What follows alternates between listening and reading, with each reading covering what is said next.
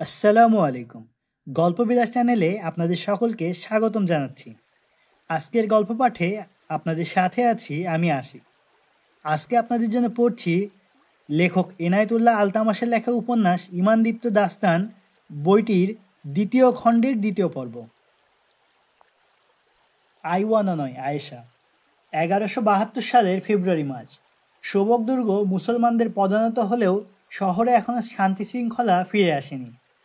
খ্রিস্টান পরিবারগুলো শহর ছেড়ে পালাবার চেষ্টা করছে, পালিয়ে গেছেও কেউ কেউ। শোবকের মুসলমানদের উপর তারা যে নির্মম অত্যাচার চালিয়েছিল তারই প্রতিশোধ আশঙ্কায় তারা ততস্থ। কৃতকর্মের প্রতিশোধ হিসেবে মুসলমানরা তাদের বেঁচে থাকার অধিকার কেড়ে নেবে, এই ভয় তাদের তাড়া করে ফিরছে। তারা যখন দুর্গ থেকে পলায়ন পর খ্রিস্টান বাহিনীকে সুলতান আইয়ুবীর তীরন্দাজ বাহিনীর তীরের আঘাতে জীবন দিতে এবং অস্ত্র সমর্পণ করতে দেখেছিল, তখন প্রতিশোধ অভিযানের ভয়ে তারা পরিবার পরিজন সহ ঘরবাড়ি ছেড়ে বেরিয়ে পড়তে শুরু করে। মুসলিম সৈনিকগণ তাদের আপন ঘরবাড়ি ছেড়ে পালাতে নিষেধ করে। সালার ও কমান্ডারগণ নিজ নিজ সৈনিকদের আদেশ করেন কোনো নাগরিককে যেন নগর ছেড়ে পালাতে দেয়া না হয়। নির্দেশ পেয়ে মুসলিম সৈন্যরা পলায়নপর খ্রিস্টানদেরকে মরুভূমির দূর দূরান্ত পথ ও পার্বত্য অঞ্চল থেকে ধরে ধরে ফিরিয়ে নিয়ে আসতে শুরু করে। তবু ভয় কাটছে না তাদের। তারা নিজ শাসকবর্গের পাপের কথা ভুলে যায়নি। এখানকার মুসলমানদের মানবিক অধিকার কেড়ে নিয়েছিল খ্রিস্টান শাসকরা, যেন ওরা মানুষ নয়, নরকের কীট। বেগার ক্যাম্প তার জীবন্ত একটি উদাহরণ। এই ক্যাম্প সম্পর্কে অবহিত ছিলেন সুলতান আইয়ুবী, তাই শোবকে প্রবেশ করেই আগে ছুটে আসেন তিনি এই ক্যাম্পে। তখন অন্তত 2000 মুসলমান বন্দী ছিল এখানে। চরম মানবতার জীবনযাপন করছিল তারা। 2000 মানুষ নয়, যেন 2000 লাশ। পশুর মতো খাটানো হতো ওদেরকে। মানুষের পায়খানা পর্যন্ত বহন করানো হতো তাদের দ্বারা। এখানে অনেকে এসেছিল যৌবনে, এখন তারা বৃদ্ধ। তারা ভুলে গেছে যে তারা মানুষ। প্রথম দিকে লড়াইগুলোর যুদ্ধবন্দীও আছে এখানে। এ ক্যাম্পের হতভাগ্যদের অধিকাংশই হলো তারা, যাদেরকে বিভিন্ন কাফেলা কিংবা শহর থেকে ধরে এনে এখানে নিক্ষেপ করা হয়েছিল। তারা ছিল হয়তো বড় কোনো ব্যবসায়ী কিংবা কোনো রূপসী কন্যার পিতা। সম্পদ অথবা কন্যা ছিনিয়ে নিয়ে খ্রিস্টানরা তাদের বন্দি করে রাখে এই ক্যাম্পে। ইসলামী সালতানাতের প্রতি সমর্থন ও ক্রুশেডের বিরুদ্ধাচরণের অভিযোগেও এখানে বন্দী হয়েছিল অনেকে। শহরের মুসলিম অধিবাসীরা নামাজ পড়ত, কোরআন তেলাওয়াত করত নিজ ঘরে, অতি সংগোপনে। শব্দ যেন বাইরে না আসে, সেদিকেও তাদের সতর্ক থাকতে হতো। একজন অতি সাধারণ খ্রিস্টানকেও মাথা ঝুঁকিয়ে প্রণাম করতে হতো মুসলমানদেরকে। সুন্দরী যুবতী মেয়েদেরকে লুকিয়ে তো রাখতেই হতো, নিষ্পাপ কিশোরীদেরও বাইরে বের হতে দেওয়া হতো না। সুশ্রী হলে অপহরণ করে নিয়ে যেত খ্রিস্টানরা। বেগার ক্যাম্পের এই 2000 জিন্দা লাশের প্রতি দৃষ্টিপাত করলেন সুলতান আইয়ুবী। অশ্রুতে ঝাপসা হয়ে আসে তার দু চোখের পাতা। কান্না ভেজা কণ্ঠে বললেন, আমার এই মুসলিম ভাইদের মুক্ত করার জন্য প্রয়োজন হলে সমগ্র ইসলামী সাম্রাজ্যকে বন্ধক রাখতে আমি কুণ্ঠাবোধ করতাম না। আপাতত ক্যাম্পেই তাদের উন্নত থাকা খাবার ব্যবস্থা করার নির্দেশ দিলেন তিনি। এদের বিস্তারিত ইতিবৃত্ত শুনবার মতো এখন অবসর তার হাতে নাই। বাইরের পরিস্থিতি সামাল দিতে হবে আগে। বাইরে তুমুল লড়াই চলছে এখনও। সুলতান আইয়ুবীর কৌশলের ফাঁদে ধরা খেয়ে তাকে প্রতিহত করার জন্য যেসব খ্রিস্টান সৈন্য কার্ক ও শোবকের বাইরে অবস্থান নিয়েছিল, মুসলিম বাহিনীর কমান্ডো আক্রমণে দিক বিদিক বিক্ষিপ্ত হয়ে তারা এখন পিছনে সরে আসতে শুরু করেছে। কিন্তু মুসলিম বাহিনীর কমান্ডো হামলা থামছেই না। ধাওয়া করে করে চরমভাবে বিপর্যস্ত করে তুলছে তারা খ্রিস্টানদেরকে। কোনো কোনো অভিযানে মুসলিম বাহিনী খ্রিস্টান বাহিনীর হাতে ক্ষয়ক্ষতির শিকার হচ্ছে বলেও সংবাদ পাচ্ছেন আইয়ুবী। তাছাড়া কার্ক দুর্গে অবস্থানরত খ্রিস্টান বাহিনী তাদের মরুভূমির বিপর্যস্ত সৈনিকদের সাহায্যে এগিয়ে যেতে পারে বলে আশঙ্কা প্রকাশ করছেন তিনি। ভাবনায় পড়ে যান সুলতান আইয়ুবী। এ পরিস্থিতি সামাল দেওয়ার মতো সৈন্য তার নেই। মিশর থেকে রিজার্ভ বাহিনীও তলব করতে চাচ্ছেন না তিনি, কারণ সেখানকার পরিস্থিতিও অনুকূল নয়। বিলুপ্ত ফাতেমি খেলাফতের ধাঁজাধারীরা গোপন ষড়যন্ত্রে লিপ্ত। সুদানি কাফরিরা স্বতন্ত্র শক্তি সঞ্চয় করছে। এ দুই বিদ্রোহী গোষ্ঠীকে সাহায্য দিয়ে সুলতান আইয়ুবীর বিরুদ্ধে একতাবদ্ধ করছে ক্রুসেডাররা। সর্বোপরি কতক রাজনৈতিক ও সামরিক মুসলিম কর্মকর্তারাও পর্দার আড়াল থেকে আইয়ুবী বিরোধী তৎপরতায় লিপ্ত। ক্ষমতার লোভে ইসলামের দুশ্মনের সঙ্গে হাত মিলিয়েছে নির্বোধ এই ইমান বিক্রেতার দল। সুলতান আইয়ুবীকে একাধিকবার হত্যা করার পরিকল্পনা করেছিল তারা।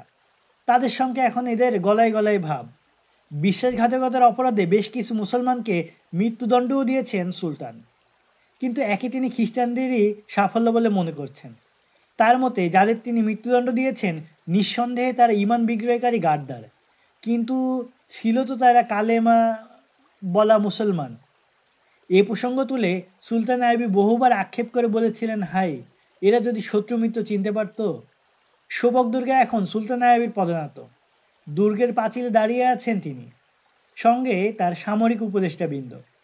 সুলতান দেখতে পান শহরের মুসলিম অধিবাসীরা দলে দলে উল্লাস করছে। আল্লাহু আকবার তাকবীর ধ্বনিতে আকাশ বাতাস মুখরিত করে তুলছে তারা। আনন্দ চিত্তে এগিয়ে আসছে দুর্গের দিকে। পাশাপাশি উঠের পিঠে করে শহীদদের লাশ ও আহত সৈন্যদেরকে নিয়ে আসা হচ্ছে। একদিকে বিজয় জনতার উল্লাস, অপরদিকে ইসলাম ও মুসলমানের বিজয়ের জন্য জীবনদানকারী শহীদদের লাশ। গভীর ভাবনায় নিজেকে হারিয়ে ফেললেন সুলতান। সুলতান সালাউদ্দিন আইবির একান্ত ঘনিষ্ঠ সহযোগী বাহাউদ্দিন সাদ্দাত তার রোজন মাচায় লিখেছেন, কিন্তু সালাউদ্দিন আইবির চেহারায় বিজয়ের কোনো প্রতিক্রিয়ায় দেখা গেল না। শোভকের উল্লাসিত মুসলমানরা দফ ও সানাইয়ের তালে তালে নেচে গিয়ে পাঁচিলের সামনে এসে থামল। সালাউদ্দিন আইবি একদৃষ্টে তাকিয়ে থাকেন তাদের প্রতি। তাকে এক নজর দেখতে পেয়ে জনতা পাগলের মতো লাফাতে শুরু করে, কিন্তু সুলতানের ঠোঁটে একটুও হাসি নেই। তিনি হাত নেড়ে জনতাকে অভিনন্দন পর্যন্ত জানালেন না। অপলক নেত্রে জনতার প্রতি তাকিয়ে আছেন শুধু। হঠাৎ জনতার মধ্য থেকে উচ্চস্বরে একজন বলে উঠল, নাজিমউদ্দিন আইবির পুত্র সালাউদ্দিন আইবি, তুমি আমাদের মুক্তিদূত।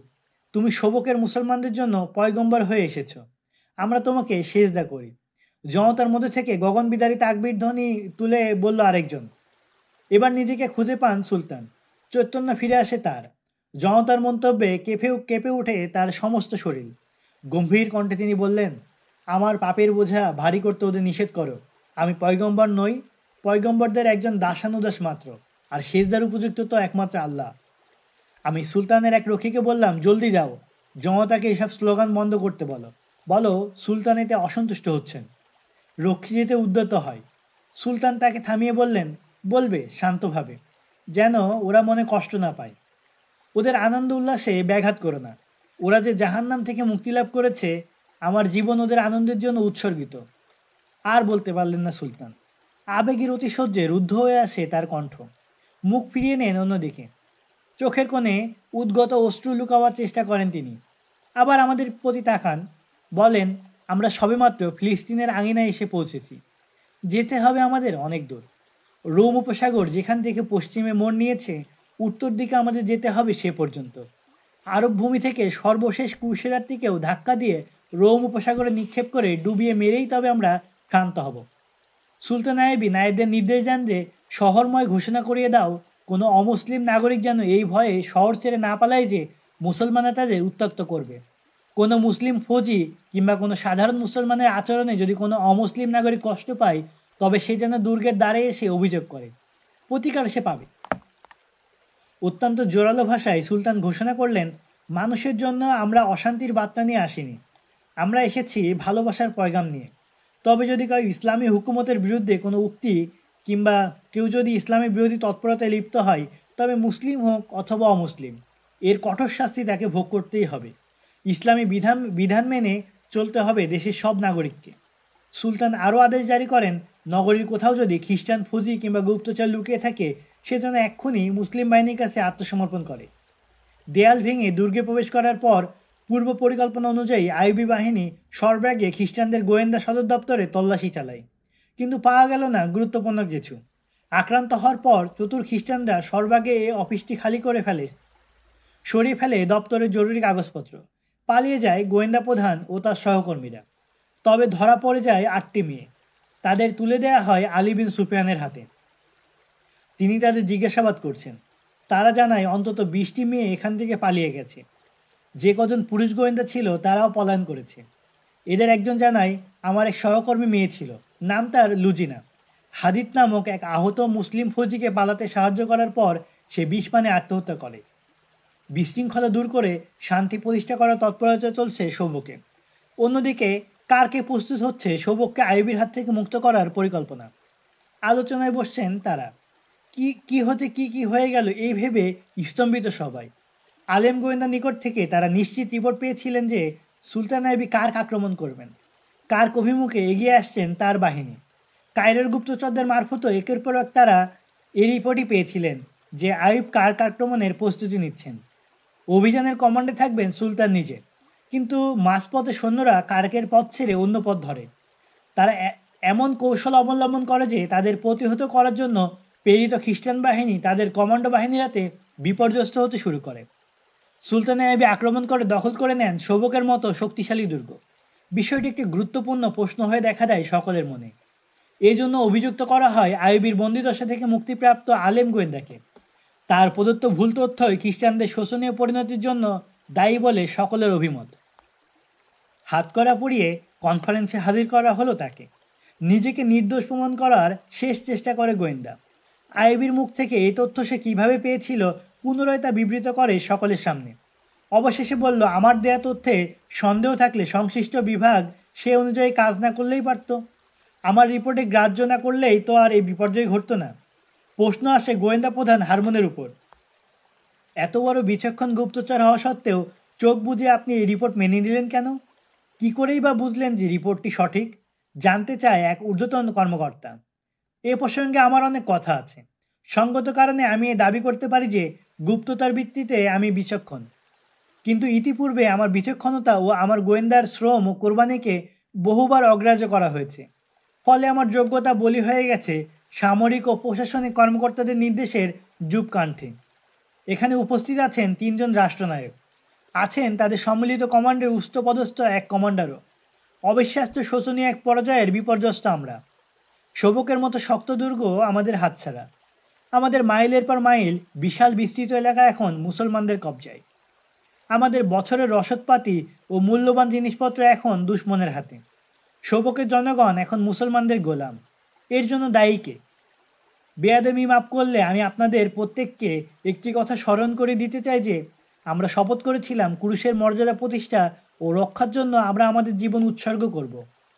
ব্যক্তিগত মর্যাদা ক্ষুণ্ণ করে হলেও কুরুশের মর্যাদা রক্ষা করে সেই অঙ্গীকার পালন করতে চলা উচিত আমাদের সকলের। এবার অনুমতি হলে আমি একটি প্রশ্ন করতে চাই। গোয়েন্দা প্রধান হরমুন অত্যন্ত ব্যক্তিত্বশীল লোক। কনরাড গাইলে অফ লুজিয়ান এবং ফিলিপ আগাস্টা চেন্নাই রাষ্ট্রনায়কগণও তার মতের বিরুদ্ধাচারণ করার সাহস পান না। গোয়েন্দা বিভাগের সকল নিয়ন্ত্রণ ও সর্বময় ক্ষমতা তার হাতে। একজন খ্রিস্টান রাষ্ট্রনায়ককেও গুপ্তভাবে হত্যা করার মতো ব্যবস্থা, সাহস ও যোগ্যতা তার আছে। তাকে সমীহ করে চলে সকলে। প্রশ্ন করার অনুমতি পান তিনি। পিনপতন নীরবতা বিরাজ করছে কক্ষ জুড়ে। হরমুনের মুখের প্রতি সকলের দৃষ্টি। প্রশ্ন করেন হরমুন, দুশ্মনের গোপন তথ্য সংগ্রহ এবং চরিত্র ধ্বংসের জন্য আমরা মেয়েদের উপর নির্ভরশীল কেন? কারণ নারীর প্রতি মানুষের সবচেয়ে বেশি দুর্বল। চরিত্র ধ্বংসের জন্য নারী শ্রেষ্ঠ অস্ত্র।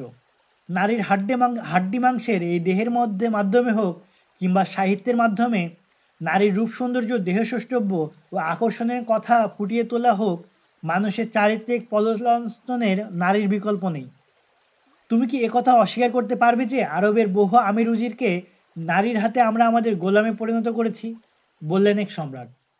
কিন্তু বর্তমানে মুসলমানদের শাসন ক্ষমতা যে আমির উজিরদের নয়, সেনাবাহিনীর হাতে। খলিফার শাসন মানছে না এখন মুসলমানরা। সামরিক ক্ষেত্রে খলিফাদের দখল বলতে গেলে নেই। সালাউদ্দিন আইয়ুবী মিশরের একজন গভর্নর মাত্র, কিন্তু রাষ্ট্রের সব ক্ষমতা তার হাতে। মিশরের খলিফাকে তিনি ক্ষমতাচ্যুত করেছেন। এদিকে আছেন নুরুদ্দিন জঙ্গি, তিনি একজন সেনাপতি ও মন্ত্রী। সামরিক ক্ষেত্রে বাগদাদের খলিফার আদেশ অনুমতি তোয়াক্কা করতে হয় না তাকেও। এমত অবস্থায় কজন আমির উজিরকে হাত করলে মুসলমানদের মধ্যে বড়জোর গাদ্দারের সংখ্যা বৃদ্ধি পাবে। দেশের 1 ইঞ্চি জমিও ওরা আপনাকে দিতে পারবে না। ইসলামী সাম্রাজ্যের আসল রাষ্ট্রনায়ক এখন সেনাবাহিনী। সুলতান আইয়ুবী ও নুরুদ্দিন জঙ্গি তাদের সেনাবাহিনীকে এমন প্রশিক্ষণ দিয়ে গড়ে তুলেছেন যে মেয়ে দিয়ে তাদের সৈন্যদের চরিত্র আপনি নষ্ট করতে পারবেন না, পারেননি। মুসলিম সৈন্যদের জন্য মদপান জঘন্য অপরাধ। ইসলামে যে কারোর জন্য মদপান করা হারাম। এ কঠোর পাবন্দির কারণে সামরিক বেসামরিক কোনো মুসলমানই চৈতন্য হারায় না কখনো। হুঁশ জ্ঞান ঠিক রেখে চলতে পারে তারা সবসময়। সালাউদ্দিন আইয়ুবী যদি মদপানে অভ্যস্ত হতেন তাহলে আজ মিশর হতো আমাদের, আর সালাউদ্দিন আইয়ুবী শোবক দুর্গের বিজয়ী নয়, হতেন এই দুর্গের আমাদের বন্দী। বললেন হরমুন। হরমুন, মুসলমানদের প্রশংসা শোনবার সময় আমাদের নেই। মেয়ে সম্পর্কে কি বলছিলে তাই বলো, বলল এক কমান্ডার। মূল প্রসঙ্গে ফিরে যায় হরমুন। বললেন, আমি বলতে চেয়েছিলাম গুপ্তচর বৃত্তির জন্য আমাদের নারী ব্যবহারের কৌশল ব্যর্থ হয়েছে।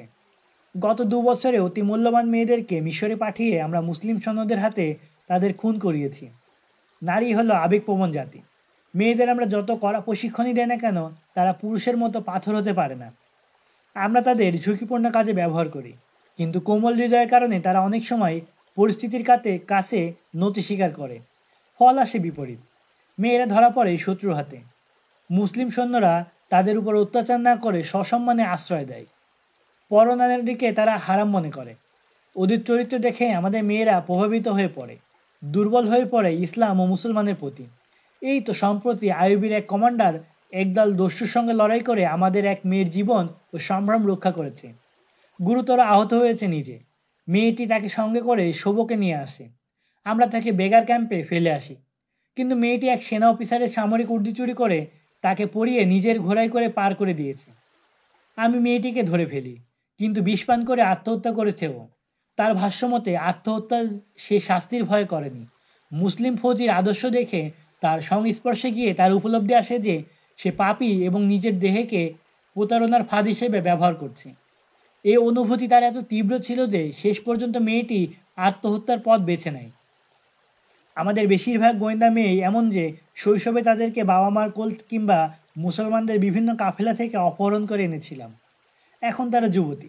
নিজেদের শৈশব এবং মূল পরিচয় তারা ভুলে গেছে। তারা যে মুসলিম পিতামাতার কন্যা এখন সে কথা তাদের মনেও নেই। আমরা তাদের নাম পরিবর্তন করে দিয়েছি, পাল্টে দিয়েছি তাদের ধর্ম, তাদের চরিত্র। ছিল মুসলমান, এখন তারা রীতিমতো খ্রিস্টান। কিন্তু আমরা তাদের রক্ত পরিবর্তন করতে পারিনি। আমি মানুষের সাইকোলজি বুঝি। মুসলমানদের সাইকোলজি অন্যান্য ধর্ম অনুসারীদের থেকে ভিন্ন। এটা আমার বাস্তব অভিজ্ঞতা। আমাদের এই মেয়েরা যখন কোনো মুসলমানের মুখ পানে তাকায়, তখন হঠাৎ করে তাদের যেন মনে পড়ে যায় তাদের ধমনীতেও মুসলিম পিতার রক্ত বইছে। অনেক কিছু করা যায়, কিন্তু মুসলমানের রক্ত থেকে তার ধর্মকে মুক্ত করা যায় না। তার মানে কোনো মেয়েকে গুপ্তচর বৃত্তির জন্য না পাঠানো হোক, এই কি তোমার পরামর্শ? জিজ্ঞেস করে এক কমান্ডার। না, বরং আমার বক্তব্য হলো এমন মেয়েদের গুপ্তচর বৃত্তিতে নিযুক্ত করা না হোক যাদের জন্ম মুসলমানের ঘরে। তবে আমার বিভাগ থেকে যদি আপনারা মেয়েদের একেবারে সরিয়েই দেন, তাতে পুরুষের জন্য ভালোই হবে বলে আমি মনে করি। মুসলিম আমিরদের হেরেমে নারী ঢুকিয়ে আপনারা তাদেরকে ফাঁদে ফেলতে পারছেন। রূপসী নারীর ছলনায় শিকার হয়ে অনায়াসে চলে আসছে তারা আপনাদের হাতে। কিন্তু কেন? কারণ তারা যুদ্ধের ময়দান দেখেনি। আমাদের তরবারির সঙ্গে তাদের তরবারির সংঘাত হয়নি। আমাদের আসল রূপের সাথে তারা পরিচিত নয়। আমাদেরকে চিনে তাদের সেনাবাহিনী। যুদ্ধের ময়দানে যাদের রক্ত ঝরে তারাই জানে কে তাদের শত্রু আর কে মিত্র। এ কারণে সেনাবাহিনীর বেলায় আমাদের রূপসী নারীদের ছলনা কোনো কাজেই আসে না, বললেন গোয়েন্দা প্রধান হরমোন। ফিলিপ অগাস্টাস বড় শয়তান প্রকৃতির মানুষ। ইসলামের শত্রুতাকে তিনি ইবাদত মনে করেন।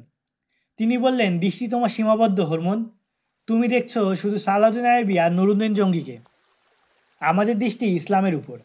আমরা ইসলামের মূল উপরে ফেলতে চাই। তার জন্য মুসলমানদের চরিত্র ধ্বংস করা এবং তাদের চিন্তা চেতনার সংশয় সৃষ্টি করা একান্ত প্রয়োজন। রঙিন সংস্কৃতি ঢুকিয়ে দেওয়া মুসলমানদের মধ্যে আমাদের লক্ষ্য আমাদের জীবদ্দশায় যে অর্জিত হবে এমন নয়। এ কাজ আমরা অর্পণ করে যাব পরবর্তী প্রজন্মের উপর। তারা কিছুটা সাফল্য অর্জন করবে। তারপর পুরুষানুক্রমে চলতে থাকবে এ ধারা। তারপর একটি যুগ এমন আসবে যে তখন ইসলামের নাম নিশানাও থাকবে না। থাকলে তার আর কোনো সালাউদ্দিন আইয়ুবী বা নুরুদ্দিন জঙ্গি জন্ম দেওয়ার ক্ষমতা থাকবে না। সেদিন মুসলমানরা ইসলাম মনে করে যে ধর্ম পালন করবে, আমাদেরই সভ্যতা সংস্কৃতি রঙে রঙিন হবে তা। 100 বছর পরে অবস্থার প্রতি দৃষ্টি দেওয়া হরমোন। জয় পরাজয় একটি সাময়িক ঘটনা। শোভক দুর্গ আবার আমাদের দখলে আসবে। সভাকক্ষে প্রবেশ করে এক খ্রিস্টান অফিসার। লোকটি অতিশয় ক্লান্ত। মুসলিম বাহিনীর প্রতিরোধে পাঠানো একটি দলের কমান্ডার সে। বড় উদ্বিগ্ন বলে মনে হলো তাকে। কক্ষে প্রবেশ করেই মলিন মুখে সে বলল, বাহিনীর অবস্থা ভালো নয়। আমি আপনাদের কাছে একটি প্রস্তাব নিয়ে এসেছি। কারকে আমাদের যত সৈন্য আছে কিছু রিজার্ভ সৈন্য যোগ করে তাদের দিয়ে শোভক আক্রমণ করা হোক। মুখোমুখি এসে লড়াই করতে বাধ্য করা হোক মুসলমানদেরকে। বর্তমানে যুদ্ধের অবস্থা হলো কেন্দ্রীয় কমান্ডের নির্দেশ মতো আমাদের বাহিনী কার্কের দিকে পিছিয়ে যাচ্ছে। রাতের অন্ধকারে বাহিনীর পিছন অংশের উপর আতর্কিত হামলা চালিয়ে উধাও হয়ে যায় আইয়ুবীর কমান্ডো বাহিনীর গুটিকতক সৈন্য। দিনের বেলা তাদের তীরন্দাজ বাহিনী 2-4টি তীর ছুঁড়ে আমাদের ব্যাপক ক্ষতিসাধন করে হাওয়া হয়ে যায়। টার্গেট করে তারা আমাদের ঘোড়া ও উটগুলোকে। আঘাতপ্রাপ্ত জানোয়ারগুলো তুলকালাম কাণ্ড ঘটিয়ে দেয়। দেখা দেখি সমস্ত উটঘোড়া দিক বেদিক ছোটাছুটি শুরু করে, চলে যায় আমাদের নিয়ন্ত্রণের বাইরে। আমরা ছড়িয়ে ছিটিয়ে থাকা কয়েকটি বাহিনীকে সমবেত করে পাল্টা আক্রমণের চেষ্টা করেছিলাম, কিন্তু মুসলমানরা সামনাসামনি আসছে না, উল্টো নিজেদের পছন্দ মতো ময়দানে নিয়ে গিয়ে যুদ্ধে লিপ্ত করিয়ে আমাদের কয়েকটি বাহিনীকে শেষ করে দিয়েছে। আমাদের বাহিনী যুদ্ধ করার মনোবল হারিয়ে ফেলেছে। এই মনোবল ফিরিয়ে আনতে হলে প্রয়োজন একটি তীব্র পাল্টা আক্রমণ। বিষয়টি নিয়ে আলোচনা শুরু হয়ে গেল। এই মুহূর্তে খ্রিস্টানদের প্রধান সমস্যা হলো তাদের সিংহবাহিক সৈন্য, যারা তাদের শ্রেষ্ঠ লড়াকু কার্ক থেকে বহু দূরে বিস্তীর্ণ বালুকাময় মরু অঞ্চলে বিক্ষিপ্ত হয়ে আছে। তারা মুসলিম বাহিনীর হাতে ক্রিয়ানক হয়ে আছে। সুলতান আইয়ুবের পরিকল্পনাকে অতি সাফল্যের সাথে বাস্তবায়ন করে চলছে তার কমান্ডাররা। তারা পার্বত্য এলাকায় ওত পেতে লুকিয়ে থাকে। দিনের বেলা যখন তীব্র বাতাস বইতে শুরু করে, তখন যেদিক থেকে বাতাস বইছে সেদিক থেকে আক্রমণ করছে তারা। এতে বাতাস এবং ঘোড়ার পায়ের উড়ানো বালুকা রাশি পড়ছে গিয়ে খ্রিস্টান বাহিনীর চোখে মুখে। চোখ থাকতেও অন্ধ হয়ে যাচ্ছে তারা। আইয়ুবীর সৈন্য সংখ্যা নগণ্য, প্রয়োজনের তুলনায় অপর্যাপ্ত। ঐতিহাসিকরা লিখেছেন যে সে সময় খ্রিস্টানরা সবক আক্রমণ করে বসলে সুলতান আইয়ুবের উপায় ছিল না। সৈন্যের অভাবে অধিকৃত এই দুর্গকে তিনি ধরে রাখতে পারতেন না, কিন্তু তিনি অতি কৌশলে খ্রিস্টানদের উপর নিজের প্রভাব প্রতিষ্ঠা করে রেখেছিলেন। সবকের উত্তর পূর্বে প্রেরিত বিপুল খ্রিস্টান সেনা বেকার বসে আছে। পাছে নুরুদ্দিন জঙ্গি আইয়ুবীর সাহায্যে ফোর্স প্রেরণ করে বসেন কিনা এই আশঙ্কায় তাদেরকে ফিরিয়েও আনতে পারছেন না খ্রিস্টানরা। কার্ক দুর্গে কপালে হাত ঠেকিয়ে হিমশিম বসে আছে খ্রিস্টান রাষ্ট্রনায়ক ও কমান্ডাররা। কী করবে বুঝে উঠতে পারছেন না কেউ। কোনো সিদ্ধান্ত আসছে না কারোর মাথায়। অন্যদিকে সবকে বসে ব্যাকুল চিত্তে সুলতান আইয়ুবী ভাবছেন, খ্রিস্টানরা যদি সবক আক্রমণ করে বসে তবে তা ঠেকাবেন কিভাবে তিনি। কার্ক থেকে খ্রিস্টানদের তথ্য সংগ্রহ করছে আইয়ুবীর গোয়েন্দারা। খ্রিস্টানদের ছদ্মবেশে কার্কে ঢুকে পড়েছে তারা। উন্নত ব্যবস্থাপনায় প্রতিনিয়ত রিপোর্ট পাচ্ছেন সুলতান। সবক ও তার পার্শ্ববর্তী এলাকা থেকে লোক সংগ্রহ করে সেনাবাহিনীতে ভর্তি শুরু করে দেন সুলতান আইয়ুবী। এক্ষুনি ট্রেনিং শুরু করতে আদেশ দেন তিনি। উট ঘোড়ার অভাব নেই। খ্রিস্টানরা পালাবার সময় অনেক উট ঘোড়া ফেলে গিয়েছিল দুর্গে। বাইরের বাহিনীগুলোর প্রতি নির্দেশ পাঠান, এখন থেকে তারা যেন দুশ্মনের পশুগুলোকে না মেরে দুর্গে ধরে নিয়ে আসে। নতুন ভর্তি হওয়া সৈনিকদের কমান্ডো ও ঝটিকা আক্রমণ পরিচালনার প্রশিক্ষণ দেওয়ার নির্দেশ দেন সুলতান আইয়ুবী। গুপ্তচর ভিত্তিতে নারী ব্যবহার না করা সংক্রান্ত হরমোনের প্রস্তাব প্রত্যাখ্যাত হয় কার্কের কনফারেন্সে। অভিযোগ থেকে অব্যাহতি দেওয়া হয় আলেম গোয়েন্দাকে। মুসলমানদের চিন্তা চেতনায় আক্রমণ করার জন্য লোক তৈরি করার নির্দেশ দেওয়া হয় তাকে। সবক দুর্গ থেকে কজন গোয়েন্দা মুসলমানদের হাতে বন্দী হয়। নিরাপদে পালিয়ে যায় কজন, নিখোঁজ রয়েছে আরও কিছু। পুরুষদেরও কয়েকজন ধরা পড়ে যায় মুসলমানদের হাতে। বেশ কিছু আত্মগোপন করে আছে সবকেই। কনফারেন্সে এ তথ্য প্রকাশ করেন গোয়েন্দা প্রধান হরমুন। বিষয়টি নিয়ে আলোচনা হয়। আত্মগোপন করে থাকা গোয়েন্দাদের প্রতি আপাতত সেভাবেই থাকতে নির্দেশ পাঠানো হয়। এক সম্রাট বললেন, বন্দি মেয়েদের সহজে বের করে আনা সম্ভব হবে না বোধ হয়। তবে নিখোঁজ মেয়েরা ওখানকার কোনো খ্রিস্টানদের ঘরে আত্মগোপন করেছে, তাদেরকে খুঁজে বের করে আনা আবশ্যক। আলোচনার পর সুলতান আইয়ুবীর কমান্ডো বাহিনী সৈনিকদের ন্যায় একটি জানবাজ বাহিনী গঠন করার সিদ্ধান্ত নেয় খ্রিস্টানরা। বিচক্ষণ ও দুর্দর্শী হতে হবে এ বাহিনীর প্রতিটি সদস্যকে।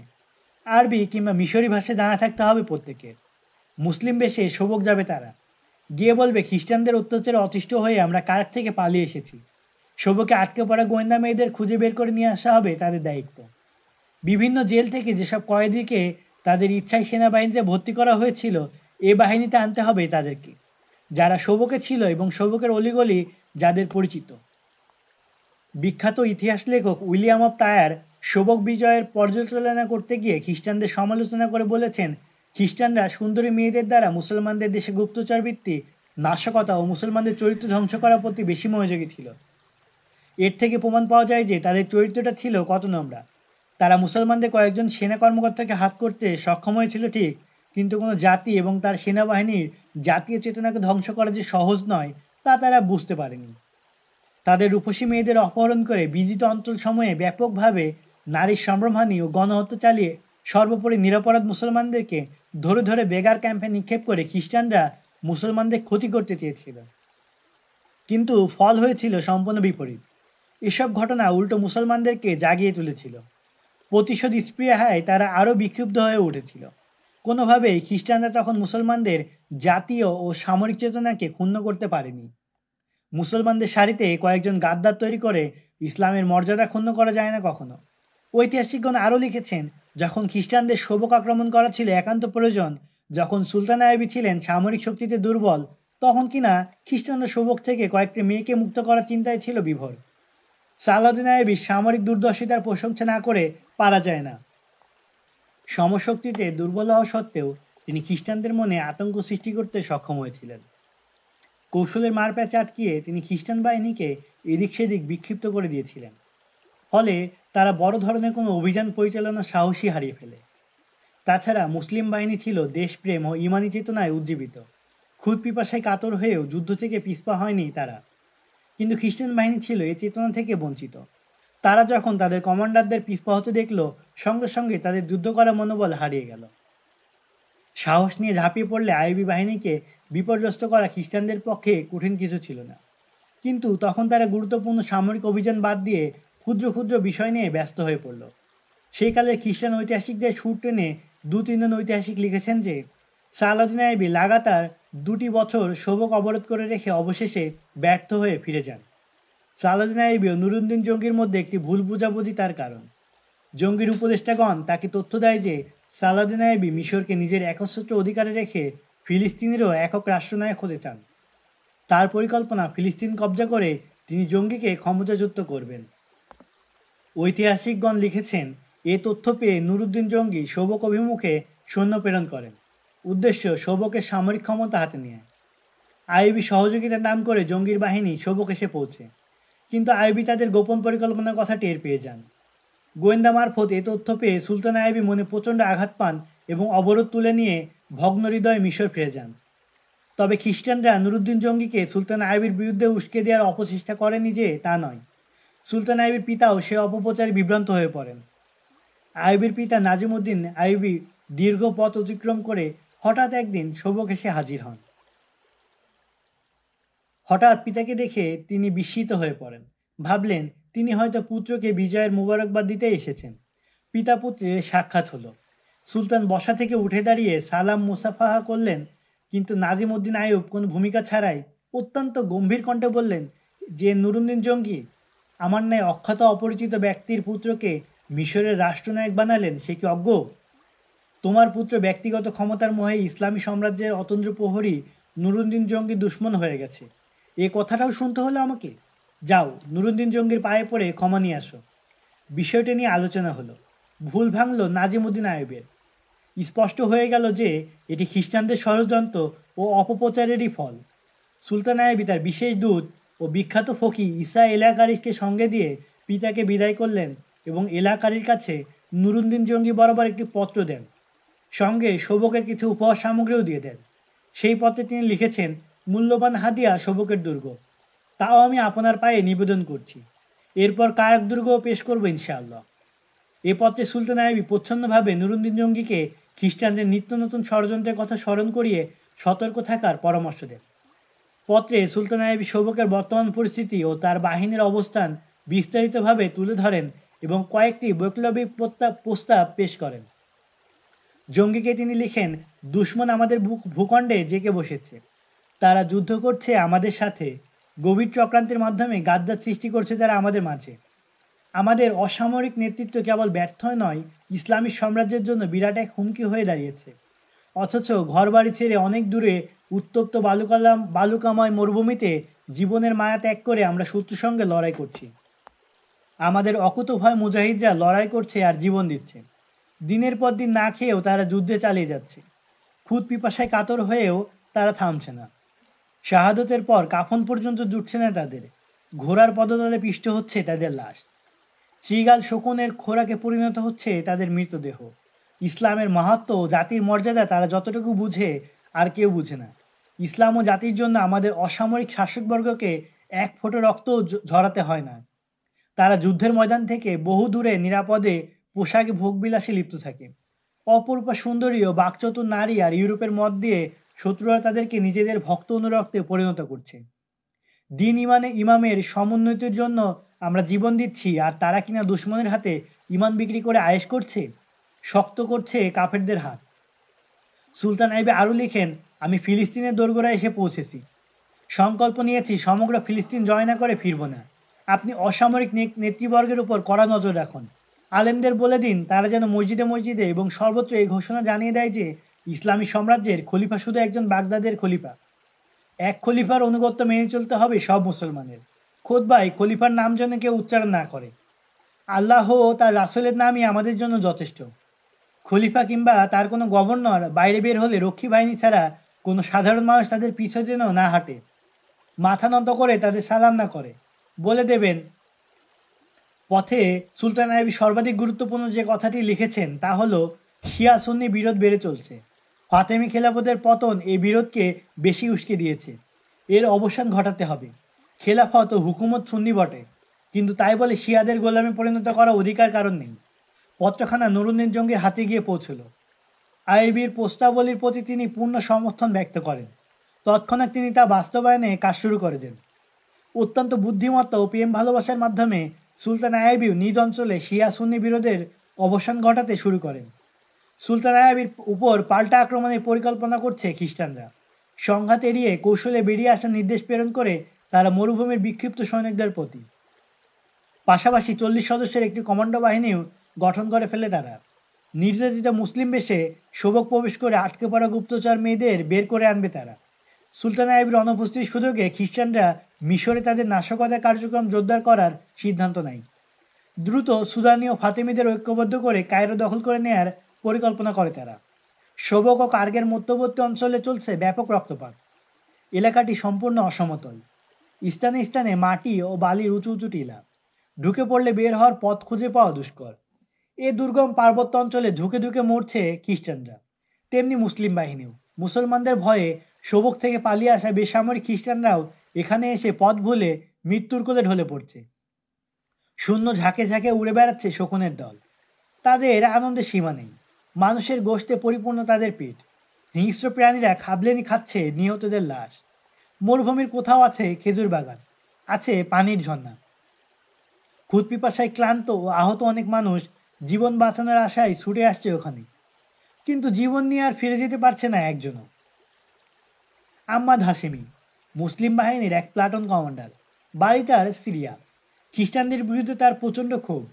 অন্যদের তুলনায় বেশি আক্রোশ তার ক্রুসেডারদের প্রতি। সঙ্গীরা জানে আম্মা দিতেন, পিতা নেই, মা ভাই বোন আত্মীয় স্বজন কেউ নেই তার। কিন্তু নিজের এতিম হওয়ার বিষয়টি তার কাছে নিশ্চিত নয়, কারণ পিতা তার চোখের সামনে মরেনি। 13-14 বছর বয়সে বাড়ি ছেড়েছেন আম্মাদ। শৈশবে খ্রিস্টানরা হানা দিয়েছিল তার শোভকের বাড়িতে। সেই লোমহর্ষক ঘটনাটি স্পষ্ট মনে আছে তার। তখন মুসলমানদের উপর অমানসিক নির্যাতনে মেতে উঠেছিল খ্রিস্টানরা। খ্রিস্টানদের নির্মম নির্যাতন চোখে দেখে বড় হয়েছে সে দেখেছে পিটিয়ে পিটিয়ে হাঁকিয়ে নিয়ে মুসলিম বন্দীদের বেগার ক্যাম্পে নিক্ষেপ করার দৃশ্য। হাঁটতে না পারার কারণে চোখের সামনে দুজন কয়েদির দেহ থেকে মস্তক বিচ্ছিন্ন করা এবং পিতামাতার সম্মুখ থেকে মেয়েদের তুলে নেয়ার হৃদয় বিদারক ঘটনা মনে পড়লে এখনও সর্বাঙ্গ কাটা দিয়ে ওঠে আমাদের। শহরে হঠাৎ খ্রিস্টানরা নির্যাতনের মাত্রা বাড়িয়ে দিলে, মুসলমানদের অকারণে ধরে ধরে বেগার ক্যাম্পে পাঠাতে শুরু করলে, মুসলমানদের বাড়িঘরে হানা দিতে আরম্ভ করলে, মুসলমানরা মনে করত এই বুঝি খ্রিস্টানরা কোথাও মুসলমানদের হাতে পরাজয়ের শিকার হয়েছে। এ অত্যাচার থেকে আম্মাদ হাশেমের ঘরও রক্ষা পায়নি। একটি বোন ছিল তার, বয়স 7-8 বছর হবে, নাম আয়েশা। সেই বোনটির কথা মনে আছে তার। অতিশয় সুশ্রী ও ফুটফুটে মেয়ে। ঘরে ছিল তার পিতামাতা ও বড় এক ভাই। একদিন বাইরে খেলতে গিয়ে আয়েশা আর ফিরে আসেনি। নিখোঁজ হয়ে যায় মেয়েটি। সর্বত্র পাতি করে সন্ধান নিয়েও পাওয়া গেল না তাকে। অবশেষে এক প্রতিবেশী জানালো খ্রিস্টানরা ওকে অপহরণ করে নিয়ে গেছে। নগর প্রশাসকের কাছে ফরিয়াদ জানাতে গেলেন আম্মাদের পিতা, কিন্তু অপহৃতা মেয়েটি মুসলমান কথা জানতে পেরে গর্জে ওঠে প্রশাসক। বলে, তোমার এত বড় স্পর্ধা, শাসক সম্প্রদায়ের বিরুদ্ধে এত হীন কর্মের অপবাদ দিলে তুমি? কান্নায় ভেঙে পড়েন আম্মাদের পিতা।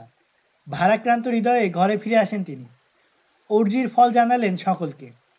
কাটা ঘায়ে নুনের ছিটা পেয়ে ব্যথায় স্যাঁত করে জ্বলে উঠে সবার মন। সোচ্চার হয়ে ওঠে তারা খ্রিস্টানদের বিরুদ্ধে। শাসক গোষ্ঠীর অত্যাচারে প্রকাশ্য প্রতিবাদ জানায় তারা। শাসক খ্রিস্টানদের বিরুদ্ধে মুসলমানদের প্রতিবাদ। এর নিদারুণ পরিণতির শিকার হতে হয় আমাদের পরিবার। সে রাতেই খ্রিস্টানরা হানা দেয় তাদের ঘরে, হত্যা করে আমাদের মা ও ভাইকে। নিজে পালিয়ে আশ্রয় নেয় এক প্রতিবেশী মুসলমানের ঘরে। সেই যে পালিয়ে আসা আর ঘরে ফিরেনি আম্মাদ। কিছুদিন লুকিয়ে থাকার পর এক ব্যক্তির সহায়তায় সাবধানে অতি স্বতঃস্পর্ণে শহর ত্যাগ করে আম্মাদ। এক কাফেলার সঙ্গে যোগ দিয়ে দীর্ঘ পথ অতিক্রম করে সিরিয়া পৌঁছে দেয় সে। চাকরি পেয়ে যায় এক ধর্নাঢ্য শিল্পপতির ঘরে। পরের ঘরে নকরি করে জীবন কাটাচ্ছে আম্মাদ। পাশাপাশি মানসিকভাবেও জাগ্রত হয়ে ওঠে সে। মনে তার প্রতিশোধের আগুন জ্বলছে দাউ দাউ করে। সৈনিকদের ভালো লাগে আমাদের। শিল্পপতির বাসায় নকরি ছেড়ে তারও মন চায় সৈনিক হয়ে যুদ্ধ করতে। কিন্তু আপাতত সৈনিক হতে না পারলেও এক সেনা অফিসারের ঘরে চাকরি মিলে যায় তার। ওখানে কাটে কিছুদিন। নিজের করুণ কাহিনী শোনায় অফিসারকে। সেনাবাহিনীতে ভর্তি হওয়ার ইচ্ছের কথা ব্যক্ত করে তার কাছে। আমাদের দুঃখের কাহিনী শোনেন অফিসার, সান্ত্বনা দেন তাকে, উপদেশ দেন ধৈর্য ধরার। মনের আশাও তার পূরণ হবে বলে আশ্বাস দেন তিনি। নিজ সন্তানের মতো বরণ করে নেন তিনি অসহায় আম্মাদকে। 16 বছর বয়সে অফিসার আম্মাদকে সেনাবাহিনীতে ভর্তি করে দেন।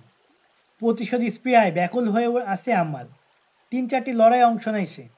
অল্প কদিনেই বীরত্ব ও প্রতিভা বিকশিত হয়ে ওঠে তার। এক যুগ পর এক বাহিনীর সঙ্গে আম্মাদকে পাঠিয়ে দেওয়া হয় মিশরে।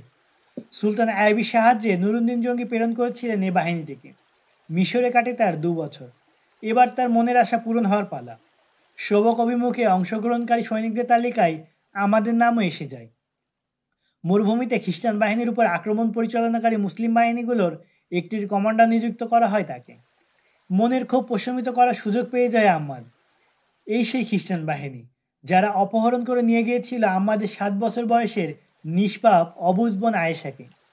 এই সেই ঘাতকের দল যারা নির্মমভাবে খুন করেছে আম্মাদের মা ও ভাইকে, যাদের ভয়ে নিজ বাড়িঘর ছেড়ে পালাতে হয়েছিল তাকে, যাদের নির্দয় নিষ্পেষের শিকার হয়ে ধুকে ধুকে জীবন দিতে হচ্ছে শোভকের নিরপরাধ মুসলমানদেরকে। খ্রিস্টান বাহিনী এখন প্রতিশোধ স্পৃহায় প্রজ্বলিত আমাদের বৈধ শিকার। অতি বেপরোয়া হয়ে ওঠে আম্মাদ। খ্রিস্টান বাহিনীর জন্য এক ভয়াবহ গজব হয়ে আবির্ভূত হয় সে। দলের সৈন্যদের নিয়ে আহত বাঘের ন্যায় বারবার গেরিলা আক্রমণ চালিয়ে ব্যাপক ক্ষতি সাধন করছে সে খ্রিস্টানদের। অল্প সময়ে তার অশ্বারোহী গেরিলা বাহিনীর সুখ্যাতি ছড়িয়ে পড়ে সর্বত্র। তবু বুকের প্রজ্বলিত আগুন নিভছে না তার। শত্রুদের উপর এত প্রলয় সৃষ্টি করার পরও মনের ক্ষোভ তার প্রশমিত হচ্ছে না, মিটছে না হৃদয়ের জ্বালা। 1 মাস পর আমাদের দলে মুজাহিদের সংখ্যা এখন 4 জন, তাকে সহ 5। বাকিরা সব শহীদ হয়ে গেছে। এক রাতে এই 4 আরোহী আক্রমণ করে বসে খ্রিস্টান বাহিনীর 50 জনের এক প্লাটনের উপর। সে এক অভাবিতপূর্ণ দুর্ধর্ষ অভিযান। এক স্থানে তাঁবু গেড়ে রাতের বেলা অবস্থান করছিল খ্রিস্টান বাহিনী। গভীর ঘুমে আচ্ছন্ন তারা। পাহারাও দিচ্ছে বেশ কজন শাস্ত্রী। রাত তখন দ্বিপ্রহর। 4 সঙ্গীকে নিয়ে বিদ্যুৎ বেগে ঘোড়া ছুটায় আম্মাদ। ঘুমন্ত খ্রিস্টান সৈনিকদের মধ্য দিয়ে অতিক্রম করে অন্যদিকে যাওয়ার সময় বর্ষা দ্বারা প্রবল বেগে আঘাত হানে ডানে বায়ে। তার সঙ্গীরাও একই প্রলয় সৃষ্টি করে। খ্রিস্টানরা ঘটনা আঁচ করার পূর্বে অন্ধকারে মিলিয়ে যায় আম্মাদ। ঘুমন্ত খ্রিস্টানদের অনেকে আহত হয় বর্ষার আঘাতে। 4-4টি ঘোড়ার পায়ে পিষ্ট হয়ে নিহত হয় বেশ কজন। শাস্ত্রীরা অন্ধকারে তীর ছুঁড়ে ব্যর্থ হয়ে যায় তাদের লক্ষ্য। কিন্তু মনে তৃপ্তি পেল না আম্মাদ। মোড় ঘুরে দাঁড়ায় সে, সঙ্গীদের থামায়, আস্তে আস্তে সরে আসে পিছনে। এতক্ষণে দুশ্মন সজাগ হয়ে গেছে, তাই একটুও ভাবল না সে। সঙ্গীদের নিয়ে চলে যায় তাঁবুর নিকট। এত দ্রুত ঘোড়া ছুটাতে নির্দেশ দেয়, অন্ধকারে ঘোরাফেরা করতে দেখা যায় শত্রু সেনাদের। দুদিকে সমান গতিতে আক্রমণ চালিয়ে শত্রু শিবিরের উপর তীর বেগে ছুটে দেয় 5টি ঘোড়া। কিন্তু শিবির অতিক্রম করার পর এবার তারা 5 জন নয় 3 জন। তীরের আঘাতে খ্রিস্টানরা ফেলে দিয়েছে 2 জনকে। আম্মাদ আরও ক্ষিপ্ত হয়ে ওঠে। রক্তের তেজ বেড়ে যায় তার। সঙ্গী 2 জনকে ডেকে বলে, এক্ষণে আমি এর প্রতিশোধ নিচ্ছি। সীমাহীন বেপরোয়া হয়ে ওঠে আম্মাদ। ঘোড়ার মোড় ঘুরিয়ে খ্রিস্টানদের সন্নিকটে এসে আক্রমণ করার নির্দেশ দেয় সঙ্গীদের। তাদের ঘোড়াগুলো এবার ক্লান্ত, দুশ্মনেও পূর্ণ সজাগ সচেতন। বেশ কিছুক্ষণ হত্যযজ্ঞ চালিয়ে আম্মাদ ছড়ে আসেন পিছনে। দুশ্মনের মধ্যে থেকে বেরিয়ে আসার সময় তার পিছন পিছন ছুটে আসে 2 অশ্বারোহী। তারা আমাদের সঙ্গী নয়, শত্রু সেনা। ধাও করছে তাকে। অন্ধকারে পিছন থেকে হাঁক দিলে ঘটনাটি টের পায় আম্মাদ। সঙ্গী 2 জন পান করে শাহাদতের অমিয় সুধা। 2 শত্রু সেনা চলে আসে আমাদের মাথার কাছে। হাতে তাদের তরবারি। আঘাত হানে আম্মাদের উপর। আমাদের হাতে বর্ষা। প্রথমবার শত্রুর আক্রমণ প্রতিহত করে ঘোড়ার মোড় ঘুরিয়ে দাঁড়ায় সে। মোকাবেলা করে 2 শত্রুর। তরবারির মোকাবেলায় বর্ষা। ঘোড়ার পিঠে বসে মুখোমুখি লড়াই করছে আম্মাদ। শত্রুর তরবারি আঘাত প্রতিহত কৌশলে নিজে আঘাত করছে বর্ষা দ্বারা। দীর্ঘক্ষণ চলে এ লড়াই। আম্মাদের হাতে পরাজিত হয়ে পালাতে চেষ্টা করে শত্রু সেনাদ্বয়। কিন্তু আম্মাদ ওদের পালিয়ে বাঁচতে দেবে কেন? খ্রিস্টানদের খুন করাই যে তার আনন্দ। ছুটে গিয়ে পিছন থেকে আঘাত করে পলায়নপর 2 খ্রিস্টান সৈন্যের উপর অমনি মাটিতে পড়ে যায় তারা। এবার মনটা খানিক হালকা হলো আম্মাদের। শোবক পাঠানোর জন্য ধরে নিল ঘোড়াগুলা, তুলে নিল তরবারি দুটো। কিন্তু কোথায় এসে পৌঁছেছে তা সে জানে না। দিনে আক্রমণ করা যাবে না বলে পিছু নিয়েছিল শত্রুদের। এসে পড়েছে মূল ঘাঁটি ছেড়ে বহুদূর এখানে। নিজেকে এবং ক্লান্ত ঘোড়াগুলোকে বিশ্রাম দেওয়ার জন্য সে অবস্থান নেয় এক জায়গায়। কিন্তু পাশে কোথাও থেকে হঠাৎ কোনো শত্রু এসে আক্রমণ করে বসে কিনা এই আশঙ্কায় ঘুমায় না আম্মাদ।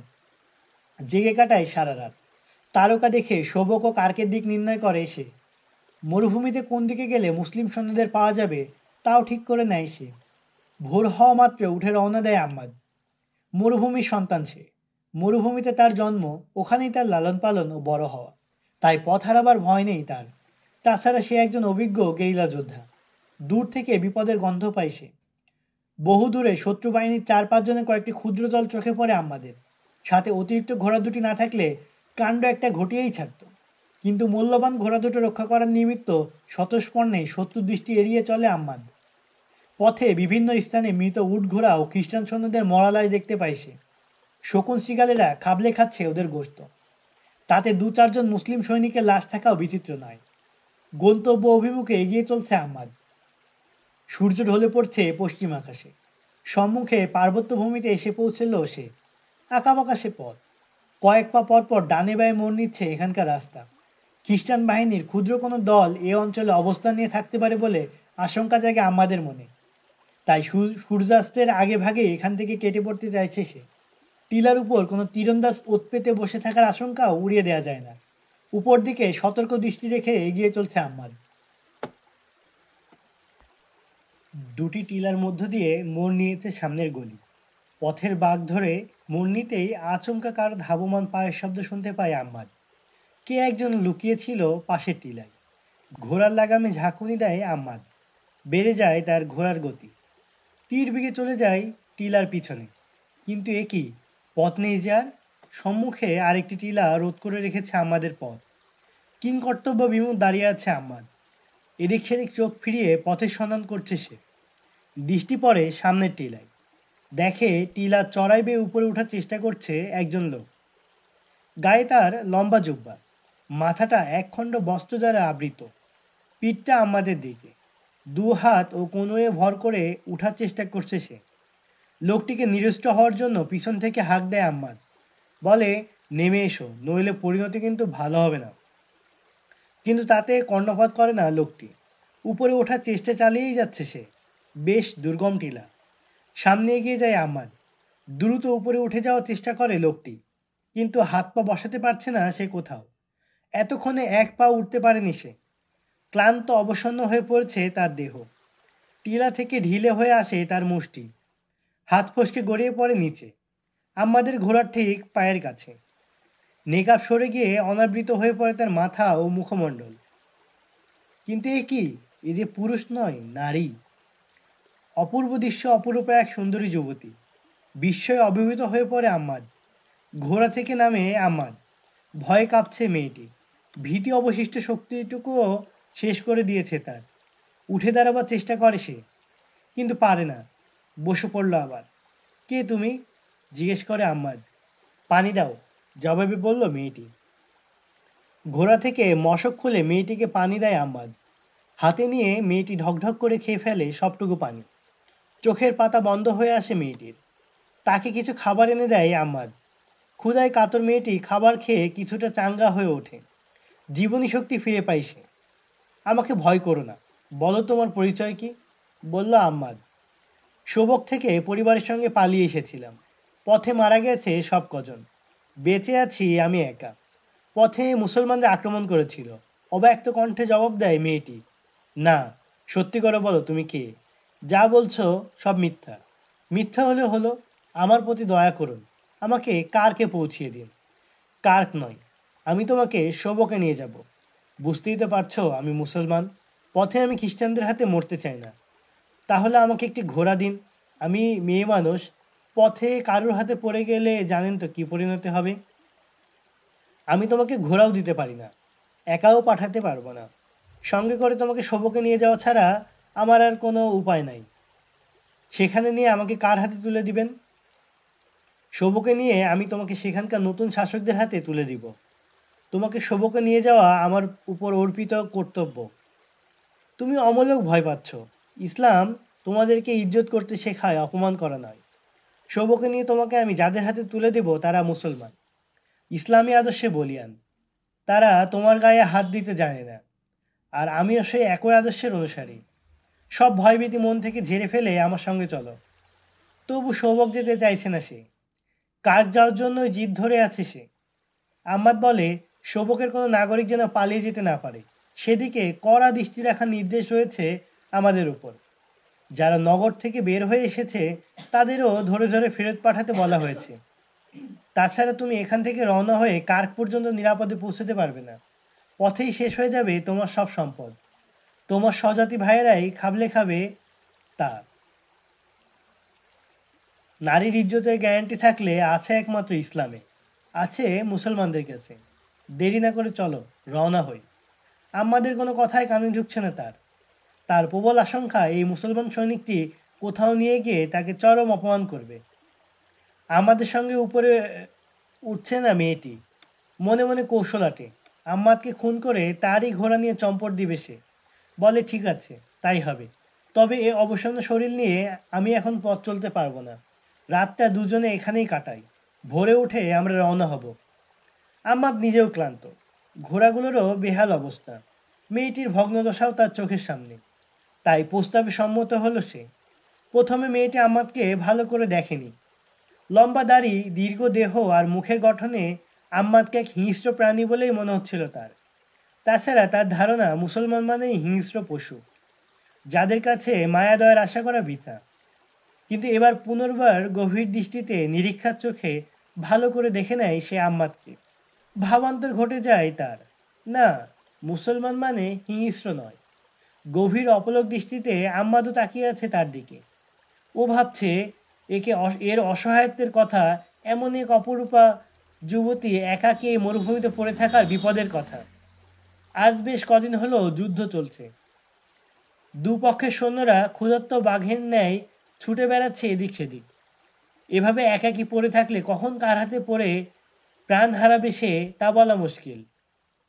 এমনও তো হতে পারে যে দখল প্রতিষ্ঠার জন্য মেয়েটিকে নিয়ে সৈনিকরা নিজেরাই পরস্পর যুদ্ধ বাঁধিয়ে দিবে। ভাগ্যিস মেয়েটি আমার সামনে পড়েছে। কিন্তু পরক্ষণে ভাবে সে, তাতে কি হলো? আমিও তো ফেরেশতা নই, আমিও তো রক্ত মাংসের মানুষ। মেয়েটির চোখে চোখ রাখে আম্মাদ। মেয়েটিও তাকায় আমাদের দিকে। লজ্জা পেল সে, চোখ সরিয়ে নেওয়ার চেষ্টা করে আম্মাদ। কিন্তু তার চুম্বকার্ষণে মেয়েটির চোখে চোখ আটকে যায় তার। নিজের মধ্যে কেমন এক অনুভূতি আবিষ্কার করে সে, যা তার কাছে নিতান্ত অপরিচিত, একদম নতুন। বহু কষ্টে দৃষ্টি অবনত করে আম্মাদ, কিন্তু সে ক্ষণিকের জন্য মাত্র। পরক্ষণে আবার চোখাচোখি হয় তাদের। অভাবিতপূর্ণ এক শিহরণ খেলে যায় আম্মাদের মনে। হৃদয়টা যেন কেমন তোলপাড় করতে শুরু করে তার। অস্থির হয়ে ওঠে সে। মেয়েটির দু ঠোঁটের ফাঁকে ফুটে উঠে একটুখানি মুচকি হাসি। বোধহয় তোমার এখনো বিয়ে হয়নি। আমাদের মনে কৌতূহল। হ্যাঁ, আমি এখনো কুমারী। জবাব দিয়েই ঝট করে বলে ফেলে, জগতে কেউ নেই আমার। আমার সঙ্গে কাজ চলো, আমি তোমাকে বিয়ে করে নিব। চেতনা ফিরে আসে আমাদের। বলে হ্যাঁ, তারপর বলবে এবার ধর্ম বদল করো, ইসলাম ত্যাগ করে খ্রিস্টান হও, তাই না? তার চেয়ে বরং শোভক চলো, মুসলমান বানিয়ে আমি তোমায় বিয়ে করে নিব। তুমি ইমানি জিন্দেগির স্বর্গীয় স্বাদ অনুভব করবে। যে করেই হোক কার কামার যেতেই হবে। আমার সঙ্গে ওখানে গেলে তোমার জগৎ পাল্টে যাবে। টোপ ফেলে মেয়েটি। ইমান বেচা কেনার হাট বসিয়ে দেয় সে। কিন্তু হঠাৎ ভাবান্তর ঘটে যায় আমাদের মনে। মেয়েটির মুখমণ্ডল, রেশমি চুল আর মায়াবী চোখ দুটো সে খুঁটিয়ে খুঁটিয়ে দেখছে, আর মাথা ঝুঁকিয়ে হারিয়ে যাচ্ছে গভীর চিন্তার জগতে। মেয়েটির কোনো কথাই যেন ঢুকছে না আমাদের কানে। মাথা তুলে উঠে দাঁড়ায় আম্মাদ। ঘোড়ায় বাঁধা থলে থেকে কিছু খাবার এনে খায় দুজনে। কারো মুখে রা নেই। ঘুমিয়ে পড়ে আম্মাদ। অবসন্ন দেহটি মাটির শয্যায় এলিয়ে দেওয়া মাত্র বুজে আসে তার দু চোখের পাতা। গভীর নিদ্রায় তলিয়ে যায় সে। ঘুমিয়ে পড়ে মেয়েটিও। মধ্যরাতের পর পাশ পরিবর্তন করে মেয়েটি। চোখ খুলে যায় তার। কিছুক্ষণ আর মুড়িয়ে আচ্ছন্ন ভাবটা দূর করে আম্মাদের দিকে তাকায় সে। নাক ডেকে ঘুমোচ্ছে আম্মাদ।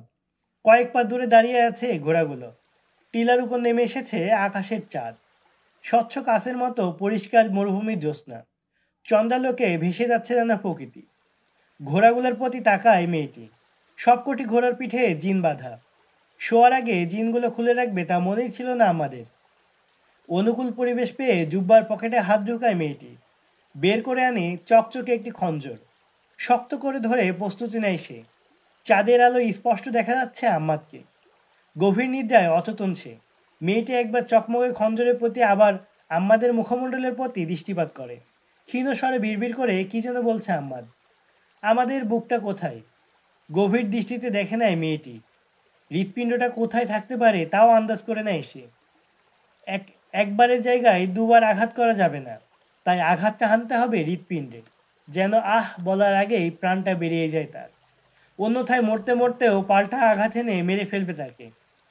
হাতের খঞ্জর আরো শক্ত করে ধরে মেয়েটি। পরিকল্পনাটা সম্পূর্ণ কল্পনায় নিয়ে বসে আরেকবার।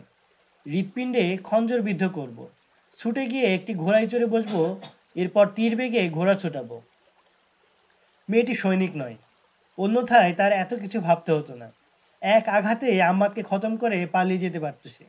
কারণ হিসেবে এটাই যথেষ্ট ছিল যে আম্মাদ মুসলমান ও তার শত্রু। কিন্তু ও তা পারছে না। বারবার চোখ দুটো চলে যাচ্ছে আম্মাদের মুখের প্রতি। আম্মাদের বুকে বিদ্ধ করার জন্য খঞ্জরের বাট শক্ত করে ধরে কাছে গেলেই কেন যেন মনটা তার ধরফর করতে শুরু করে। খঞ্জরে হাতলে ধরা হাতটা তার নেমে আসে নিচে। আবার বিড়বিড় করে আম্মাদ। এবার ঘুমের ঘরে উচ্চারিত শব্দগুলো তার কিছুটা বোঝা যায়। স্বপ্নে বাড়ি গিয়েছিল সে। মাকে ডাকে, ডাকে বোনকে। আরও এমন কিছু শব্দ যাতে বোঝা গেল তাদের কেউ খুন করেছে। খুনিদের খুঁজে বেড়াচ্ছে সে। কি এক অজানা অনুভূতি চেপে ধরেছে মেয়েটির হাত। সীমাহীন বিচলিত হয়ে পড়ে সে। আম্মাদকে হত্যা করার সংকল্প ত্যাগ করে সে। খঞ্জর হাতে পা টিপে টিপে এগিয়ে যায় ঘোড়ার কাছে, কিন্তু বালিতে পা আটকে যায় তার। থেমে পিছনে ফিরে আম্মাদের প্রতি দৃষ্টিপাত করে আরেকবার। হঠাৎ এক ঝাঁক প্রশ্ন জেগে ওঠে তার মনে। আমার মতো রূপসী এক যুবতীকে একাকী হাতের মুঠোয় পেয়েও কি লোকটার মনে কোনো ভাবান্তর ঘটল না? একটি খ্রিস্টান মেয়ে ঘুমন্ত অবস্থায় তাকে হত্যা করে ফেলতে পারে, সে কথা কি একটিবারও ভাবল না সে? লোকটি ঘোড়ার জিনও খুলে রাখেনি, নিজের অস্ত্রগুলোকেও সাবধানে রাখেনি। কেন? তবে কি আমার উপর তার পূর্ণ আস্থা ছিল? লোকটা কি এতই অনুভূতিহীন যে আমাকে দেখে তার একটুও লালসা সৃষ্টি হলো না? তবে কি সে নিজেকে তার ঘোড়া অপেক্ষা বেশি মূল্যবান মনে করেনি? মেয়েটি ধীরে ধীরে পৌঁছে যায় একটি ঘোড়ার নিকট। মানুষের আগমন টের পেয়ে ডেকে ওঠে ঘোড়া। ভয় পেয়ে যায় মেয়েটি। আম্মাদ জেগে গেল কিনা তাকাই সেদিকে, কিন্তু না, গভীর ঘুমে ঘুমাচ্ছে আম্মাদ। নীরব নিস্তব্ধ নিশীতে একটি ঘোড়ার হিস্রাধ্বনিতেও ঘুম ভাঙল না তার। নিশ্চিন্ত হয় মেয়েটি। তিনটি ঘোড়ার আড়ালে দাঁড়িয়ে একটিতে চড়ে বসার সংকল্প করে সে। এক পাতার ঘোড়া রেকাবে। ঠিক এমন সময় পিছন থেকে একটি কণ্ঠ ভেসে আসে তার কানে। কে? চমকে ওঠে সে। মাথা ঘুরিয়ে পিছনে তাকাই। এক ব্যক্তি শীষ বাজিয়ে বলে, এ আমাদের সৌভাগ্য। তারা দুজন। হাসিতে ফেটে পড়ে অপরজন। মুখের ভাষায় মেয়েটি বুঝে ফেলে লোক দুজন খ্রিস্টান। দ্রুত পদে ধেয়ে আসে তারা মেয়েটির কাছে। ক্ষুধার্ত হায়েনার মতো ঝাঁপিয়ে পড়ে তার উপর। একজন বাহু ঝাপটে ধরে মেয়েটিকে টেনে নেয় নিজের দিকে। আমি খ্রিস্টান বলে নিজের পরিচয় দিয়ে রক্ষা পেতে চাইছে। হেসে ওঠে দুজনই। হাসি থামিয়ে একজন বলে, তবে তো তোমার সবটাই আমাদের। এসো একটু থামো, আগে আমার কথা শোনো। আমি শোবক থেকে পালিয়ে এসেছি, নাম আইওয়ানা। আমি গোয়েন্দা বিভাগের কর্মী, যাচ্ছি কারকে। ওই যে দেখো একজন মুসলিম সৈনিক ঘুমিয়ে আছে। ও আমাকে ধরে ফেলেছিল। তাকে ঘুমন্ত রেখে পালাতে চেয়েছিলাম আমি। আমাকে তোমরা সাহায্য করো। দয়া করে আমাকে কারকে পৌঁছে দাও। খ্রিস্টান বাহিনীর জন্য কতটুকু মূল্যবান গুরুত্বপূর্ণ সে তা খুলে বলে আয়োনা। তবু ওরা নিরস্ত হলো না। একজন তাকে হায়নার মতো বাহুবন্ধনে জড়িয়ে বলে, যেখানে বলবে সেখানেই তোমাকে পৌঁছে দিব। একদিকে টেনে হিসেবে নিয়ে যেতে শুরু করলো তারা আয়োনাকে। ওরা দুজন খ্রিস্টান বাহিনীর সৈন্য, মুসলিম কমান্ডো বাহিনীর ভয়ে পালিয়ে বেড়াচ্ছিল। রাতে নিরিবিলি লুকিয়ে একটু বিশ্রাম নেওয়ার জন্য এসেছিল এখানে। আয়োনাকে দেখে ওরা পশুতে পরিণত হলো। ক্রুশের প্রতিও লোক দুটোর কোনো শ্রদ্ধাবোধ নেই। উচ্চস্বরে চিৎকার করে ওঠে আয়না। আম্মাদ জেগে ওঠে, তার সাহায্যে এগিয়ে আসবে এই তার আশা। সৈন্যরা হেঁচড়াতে শুরু করে মেয়েটিকে। হঠাৎ ভয়ার্ত কণ্ঠে চিৎকার করে একজন তার সঙ্গীর নাম নিয়ে বলে, সাবধান, কে যেন আসছে। কিন্তু না, সাবধান হওয়ার আগেই বর্ষা আমলে বিদ্ধ হয়ে গেছে তার পিঠে। মাটিতে লুটিয়ে পড়ে সে। তরবারি হাতে নিয়ে শক্ত হয়ে দাঁড়ায় দ্বিতীয়জন। হঠাৎ মেয়েটির মনে পড়ে যায় তার হাতে খঞ্জর।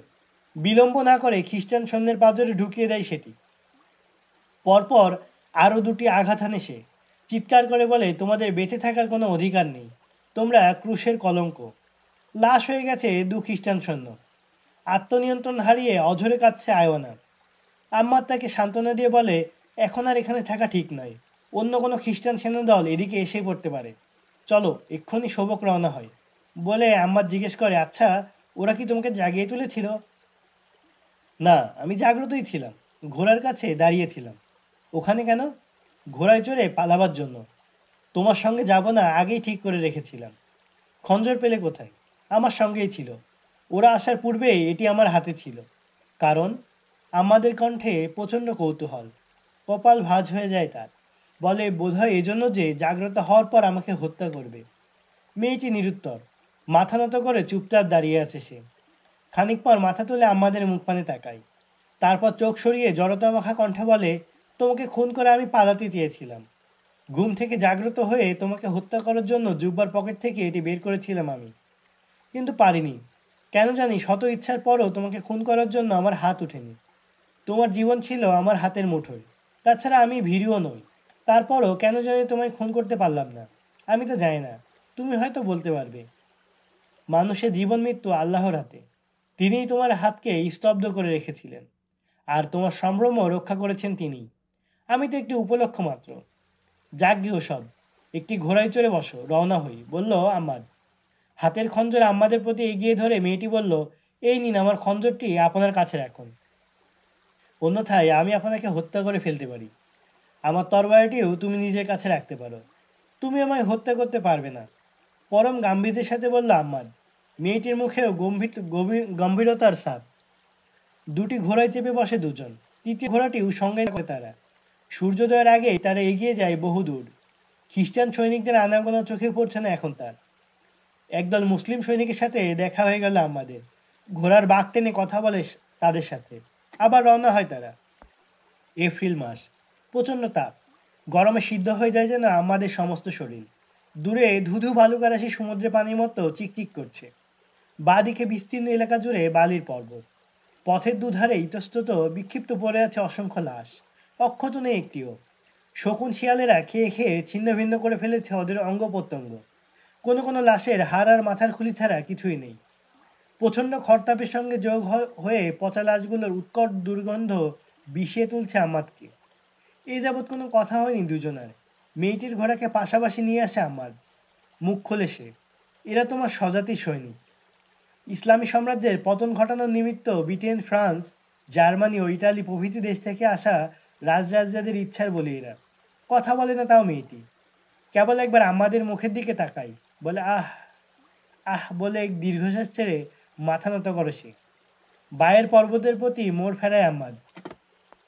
পিপাসা নিবারণের জন্য পানি আর বিশ্রামের জন্য ছায়া, দুই পাওয়া যাবে ওখানে। আকাশের সূর্যটাকে পিছনে ফেলে পার্বত্য এলাকায় ঢুকে পড়ে দুজন। ঘোড়াগুলোকে ঘাসে ছেড়ে দিয়ে একটি ঝর্ণা খুঁজে নিয়ে পানি পান করে তারা। ঘোড়াগুলোকেও পান করায়। দুজনে বসে পড়ে একটি গাছের ছায়ায়। প্রথমে মুখ খোলে মেয়েটি। তুমি কে? তোমার নাম কি? বাড়ি কোথায়?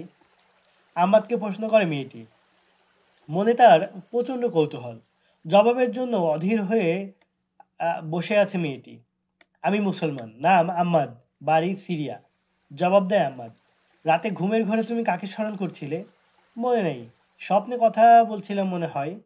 আমার এক সহকর্মী আমাকে বলতো আমি নাকি ঘুমের ঘরে কথা বলি। তোমার মা আছেন, বোন আছেন? বোধ হয় তুমি ওদের কথাই স্মরণ করছিলে। আহ বলে উত্তপ্ত এক দীর্ঘ নিঃশ্বাস ছাড়ে আম্মাদ। বলে, ছিল এক সময়, এখন কেবল স্বপ্নযোগেই তাদের সাথে সাক্ষাৎ করি। আরও কিছু জানতে চায় মেয়েটি, কিন্তু এড়িয়ে যায় আম্মাদ। আর কোনো প্রশ্নেরই জবাব দেয় না সে। মেয়েটিকে উদ্দেশ্য করে বলে, তুমি নিজের মিথ্যে পরিচয় দিয়েছিলে। তবে আসলে তুমি কে প্রশ্ন করার এখন আর আমি প্রয়োজন মনে করি না। আমাদের পথ আর বেশি নেই। সৌভাগ্য পৌঁছে নগর প্রশাসকের হাতে তোমায় তুলে দিয়ে আমি ফিরে আসব। যদি সত্য বলো তাহলে নিজের সম্বন্ধে তুমি কিছু বলতে পারো। কি বলবে তুমিই জানো। আমি কোনো প্রশ্ন করব না। তবে যেসব খ্রিস্টান মেয়ে গুপ্তচর বৃত্তির জন্য আমাদের দেশে আসে, তুমি তাদের কেউ নও। এ কথা বলতে পারবে না, আগেই বলে দিচ্ছি। তোমার ধারণা যথার্থ। আমি গোয়েন্দা মেয়েই বটে। আমার নাম আইওয়ানা, বলল মেয়েটি। বাবা মা কি জানেন তুমি কি করো? বাবা মা নেই, কখনো তাদের চেহারাও দেখিনি। আমি যে বিভাগে চাকরি করি সেই বিভাগ আমার মা, আর বিভাগের প্রধান কর্মকর্তা হরমুন আমার পিতা। বলেই প্রসঙ্গ পরিবর্তন করে ফেলে মেয়েটি, বলে, লুজিনা নামে আমার এক সহকর্মী ছিল। এক মুসলিম সৈনিকের জন্য সে বিষপানে আত্মহত্যা করেছিল। তখন আমি বিস্মিত হয়েছিলাম এই ভেবে যে একটি খ্রিস্টান মেয়ে একজন মুসলমান সৈনিকের জন্য এত বড় ত্যাগ দিতে পারে। কিন্তু এখন বুঝতে পারছি, হ্যাঁ, এমনটি হওয়া আসলেই সম্ভব। শুনেছিলাম ওই মুসলিম সৈনিকটিও নাকি তোমার নয় একদল ডাকাতের সঙ্গে যুদ্ধ করে নিজের দেহকে ক্ষতবিক্ষত করে লুজিনার জীবন রক্ষা করেছিল। আহত হওয়া সত্ত্বেও কর্তব্যবোধে সে লুজিনাকে সবক পৌঁছে দিয়েছিল। লুজিনা ছিল আমার মতোই ভীষণ সুন্দরী, কিন্তু তার প্রতি তোমার ন্যায় সেই মুসলিম সৈনিকটিও ছিল নির্মোহ। আমার আমার তো এখন নিশ্চিত মনে হচ্ছে লুজিনার মতো প্রয়োজনে আমিও তোমার জন্য জীবন দিয়ে দিতে পারবো। আচ্ছা, নারীর প্রতি তোমরা এত নির্মোহ হও কি করে? এত সংযম তোমাদের শেখায় কে? ইসলাম। কুচিন্তায় পরনারীর প্রতি দৃষ্টিপাত করাও ইসলামে নিষিদ্ধ। তাই নারীর প্রতি পুরুষের আকর্ষণ স্বাভাবিক হওয়া সত্ত্বেও আমরা সংযম অবলম্বন করি। ইসলামের প্রতি আমি নিবেদিত প্রাণ বলেই ইজ্জত নিয়ে তুমি এ পর্যন্ত আসতে পেরেছ। অন্যথায় তোমার স্বজাতির দুই সৈনিকের মতো আমিও রক্তমাংসের মানুষ। সেই ইসলামের জন্যই তোমাদের সঙ্গে লড়াই করছি আমরা। আর তোমরা আমাদের এই চরিত্রটা ধ্বংস করে ইসলামকে নিশ্চিহ্ন করতে চাইছো। আবেগের তাড়নায় কিনা জানি না, আমার মনে হচ্ছে এর আগেও কোথাও যেন আমি তোমাকে দেখেছি, বলল আইওয়ানা। দেখতে পারো, মিশরে হবে হয়তো, বলল আহমাদ। মিশরে আমি গিয়েছি ঠিক, কিন্তু ওখানে তোমাকে দেখিনি। বলেই মুচকি হেসে আইওয়ানা জিজ্ঞেস করে, আচ্ছা, আমার ব্যাপারে তোমার ধারণা কি? আমি কি অতিশয় সুন্দরী নাই? তোমার রূপের কথা আমি অস্বীকার করি না। তোমার এ প্রশ্নের মর্ম আমার বুঝতে বাকি নেই। কিন্তু একজন নিবেদিত প্রাণ ও কর্তব্যপরায়ণ মুসলমান কোনো নারীর কাছে হার মানে না, হোক সে শত সুন্দরী। তা না হলে মুসলমান কেন? মুসলমান তো আর খ্রিস্টানদের মতো নয়, যে ধর্মরক্ষার সৈনিক হওয়া সত্ত্বেও বিপদগ্রস্ত স্বজাতির এক মেয়েকে দেখা মাত্র পশুর মতো ঝাঁপিয়ে পড়বে। তাছাড়া আমার বয়স যখন 13-14, তখন খ্রিস্টানরা আমার ছোট্ট একটি বোনকে আমাদের শোভকের বাড়ি থেকে অপহরণ করেছিল। তার বয়স ছিল তখন 7 বছর। এখন সে বেঁচে আছে কি না জানি না। থাকলেও কোথায় কি অবস্থায় আছে জানা নাই আমার। কোনো আমিরের হেরেমে আছে নাকি তোমারই মতো গুপ্তচর বৃত্তি করছে, তা আল্লাহই ভালো জানেন। তাই এখন যে মেয়ে আমার চোখে পড়ে তাকে আমার সেই বোন বলে মনে হয়। আমি কোনো মেয়ের দিকে তাকাতে পারি না, পাছে সেই যদি হয় আমার অপহৃতা বোন। তোমাকে আমি শোভকে নিয়ে যাচ্ছি শুধু তোমার নিরাপত্তার জন্য। মরুভূমিতে একে কি ছেড়ে আসলে তোমার কি দশা হতো তা আমার জানা ছিল। তোমার স্বজাতির দুজন সৈনিকই তো তার প্রমাণ রেখে গেল। আমি এখন অন্য জগতের মানুষ। মা বোন আছে কি না তুমি জানতে চেয়েছিলে। শোনো, আমার মাকে খ্রিস্টানরা খুন করেছে, সঙ্গে বড় এক ভাইকে। বোনের কথা তো বললাম। আমি প্রতিশোধের আগুনে পুড়ে মরছি। এখন এই মরু অঞ্চলে খ্রিস্টান বাহিনীকে ধাওয়া করে ফিরতে আর ওদের রক্ত ঝরানোতে আমি শান্তি পাই। আমার সব সুখ এখন জড়ো হয়েছে এখানে। বিস্ময়ভীত নেত্রে আয়বনা তাকিয়ে আছে আমাদের দিকে। এক অতৃপ্তির ভাব ফুটে আছে তার চোখে মুখে। এ যাবৎ এমন কথা বলেনি কেউ তাকে। অশ্লীলতা আর বেহায়াপনার দীক্ষায় পেয়েছে সে। তার কথাবার্তা চালচলনে কর্মকর্তাদের সৃষ্টি করেছে আকর্ষণ। বড় সুদর্শন এক ফাঁদ রূপে গড়ে তুলেছে তাকে তারা। মহামূল্যবান সম্পদ থেকে বঞ্চিত করেছে তাকে। দীক্ষা লাভ করার পর আইওয়ানা নিজেকে পুরুষের হৃদয় রানী ছাড়া আর কিছুই ভাবতে পারেনি। নিজের বাড়ি কোথায়, বাবা মা কেমন ছিলেন, কিছুই তার মনে নেই। কিন্তু এখন আমাদের আবেগময় কথাগুলো আইওয়ানার ব্যক্তিসত্তায় তার নারীসুলভ অনুভূতিগুলো সজাগ করে দিয়েছে। গভীর এক ভাবনার জগতে ডুবিয়ে ফেলে সে নিজেকে। আমাদের উপস্থিতির কথা মন থেকে হারিয়ে যায় তার। ভাবনার জগতে নিজের হারানো অতীত হাতড়ে ফিরছে আইওয়ানা।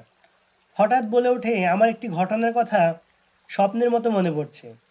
কোনো এক সময় আমাকে ঘর থেকে তুলে নিয়ে যাওয়া হয়েছিল। বয়সটা তখন কত ছিল মনে নেই। দুহাতে মাথার চুলে বিলি কাটে আইওয়ানা। চুলগুলো মুঠি করে ধরে ঝাঁকুনি দেয় নিজের মাথাটা। অতীতের স্মৃতি স্মরণে আনার চেষ্টা করছে যেন সে। অবশেষে বিরক্ত হয়ে বলে ওঠে, কিছু মনে পড়ছে না স্যার। মদ বিলাসিতা, বেহায়াপনা আর প্রতারণার বানে ভেসে গেছে আমার অতীত। আমার বাবা মা কে ছিলেন, কেমন ছিলেন, আমি কখনো ভাবিনি। তাদের প্রয়োজনে পড়েনি কোনো দিন। চেতনা বলতে কিছুই ছিল না আমার মধ্যে। পুরুষ যে বাপ ভাইও হতে পারে তা জানতাম না। কিন্তু মোহবিষ্ট মনের দুয়ারে আঘাত করা তোমার এই অশ্রুতপূর্ব কথাগুলো খুলে দিয়েছে আমার বিবেকের দ্বার, সজাগ করে দিয়েছে আমার সুপ্ত নারীসুলভ অনুভূতিগুলো। নারী যে পুরুষের ভোগের সামগ্রী নয়, নারী যে প্রতারণার ফাঁদ নয়, নারীরও যে বাবা মা ভাই বোন থাকতে পারে, মা বোন স্ত্রী হওয়াই যে নারীর প্রকৃত পরিচয়, তা আমি স্বচ্ছ আয়নার মতো পরিষ্কার বুঝতে পারছি। অস্থিরতা বেড়েই চলছে আইওয়ানার। থেমে থেমে কথা বলছে সে এখন। একসময় সম্পূর্ণ স্তব্ধ হয়ে যায় তার কণ্ঠ। হারানো অতীত আর বর্তমানের মাঝে শত পাকে যেন আটকে গেছে মেয়েটি। হাজার চেষ্টা করেও যেন বের হতে পারছে না। নিজের অতীত খুঁজে খুঁজে ধরে আনার জন্য ব্যাকুল হয়ে উঠেছে আইওয়ানা। কিন্তু না, পাচ্ছে না আর কিছুই। চলো রওনা হই। আমাদের কণ্ঠ শুনে প্রকৃতস্থ হওয়ার চেষ্টা করে আইওয়ানা। সহজ সরল নিষ্পাপ বালিকার মধ্যে উঠে দাঁড়ায় সে।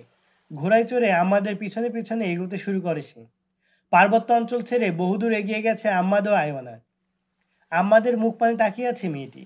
হঠাৎ মুখে হাসি টেনে বলে উঠল, পুরুষের কথায় আর প্রতিশ্রুতিতে আমি কখনো বিশ্বাস করিনি, কিন্তু এখন কেন যেন মনে হচ্ছে আমার তোমার সঙ্গে যাওয়াই উচিত। বিষয়টা আমি বুঝতে পারছি না। আম্মার চোখ তুলে আইওয়ানার প্রতি দৃষ্টিপাত করে একটুখানি হাসলো শুধু। পরদিন সূর্যোদয়ের সময় আইওয়ানাকে নিয়ে আম্মা ছবকের প্রধান ফটকে এসে পৌঁছল। মরুভূমিতে কেটেছে তাদের আরও একটি রাত। ফটক পেরিয়ে ভিতরে ঢুকে পড়ে তারা। এগিয়ে চলছে একটি গলিপথ ধরে। একটি বাড়ির সামনে গিয়ে থেমে যায় আম্মাদ। ঘোড়ার লাগাম টেনে ধরে আইওয়ানা। বাড়ির বদ্ধদ্বারের প্রতি দৃষ্টি দিয়ে ইতিউতি করে কি যেন দেখে নিয়ে খানিকক্ষণ ভেবে ঘোড়ায় বসে বসেই দরজায় নক করে আম্মাদ। দু তিনটি করাঘাতের পর খুলে যায় দরজা। ভিতরে সচকিত কৌতূহলী দৃষ্টিতে দাঁড়িয়ে আছে এক বৃদ্ধ। এখানে কে থাকে? বৃদ্ধকে আরবি ভাষায় জিজ্ঞেস করে আম্মাদ। কেউ নয়, বাস করতো একটি খ্রিস্টান পরিবার। সুলতান আয়াবি সবক দখলের পর তারা সপরিবারে পালিয়ে গেছে। জড়তা মাখা কণ্ঠে জবাব দেয় বৃদ্ধ। তারপর আপনি বাড়িটি দখল করে নিয়েছেন, তাই না? সবক দখল করার পর সুলতান আইবি হুকুম জারি করেছিলেন যে কোনো খ্রিস্টান যেন কোনো মুসলমানের হাতে কষ্ট না পায়, অন্যথায় তাকে কঠোর শাস্তি পেতে হবে। আর এখন কিনা বাড়ির দরজায় দাঁড়িয়ে তারই এক সৈনিক এক বৃদ্ধের কাছে জবাব চাইছে। খ্রিস্টানদের বাড়ি কেন দখল করলো সে? ভয় পেয়ে যায় বৃদ্ধ। কাপা কণ্ঠে বলে, না, দখল করিনি, বাড়িটি পাহারা দিচ্ছি শুধু। আপনি বললে বাড়িটি বন্ধ করে আমি চলে যাব, আর আসবো না। বাড়ির মালিক এখনো বেঁচে আছেন, তিনি মুসলমান। 15-16 বছর ধরে তিনি বেগার ক্যাম্পে পড়ে আছেন। কেন? আমিরে মেসির কি ক্যাম্প থেকে তাদের মুক্ত করেননি? জানতে চায় আম্মাদ। ওখানকার মুসলমানরা তো এখন স্বাধীন, কিন্তু এখনই তারা ক্যাম্পেই আছেন।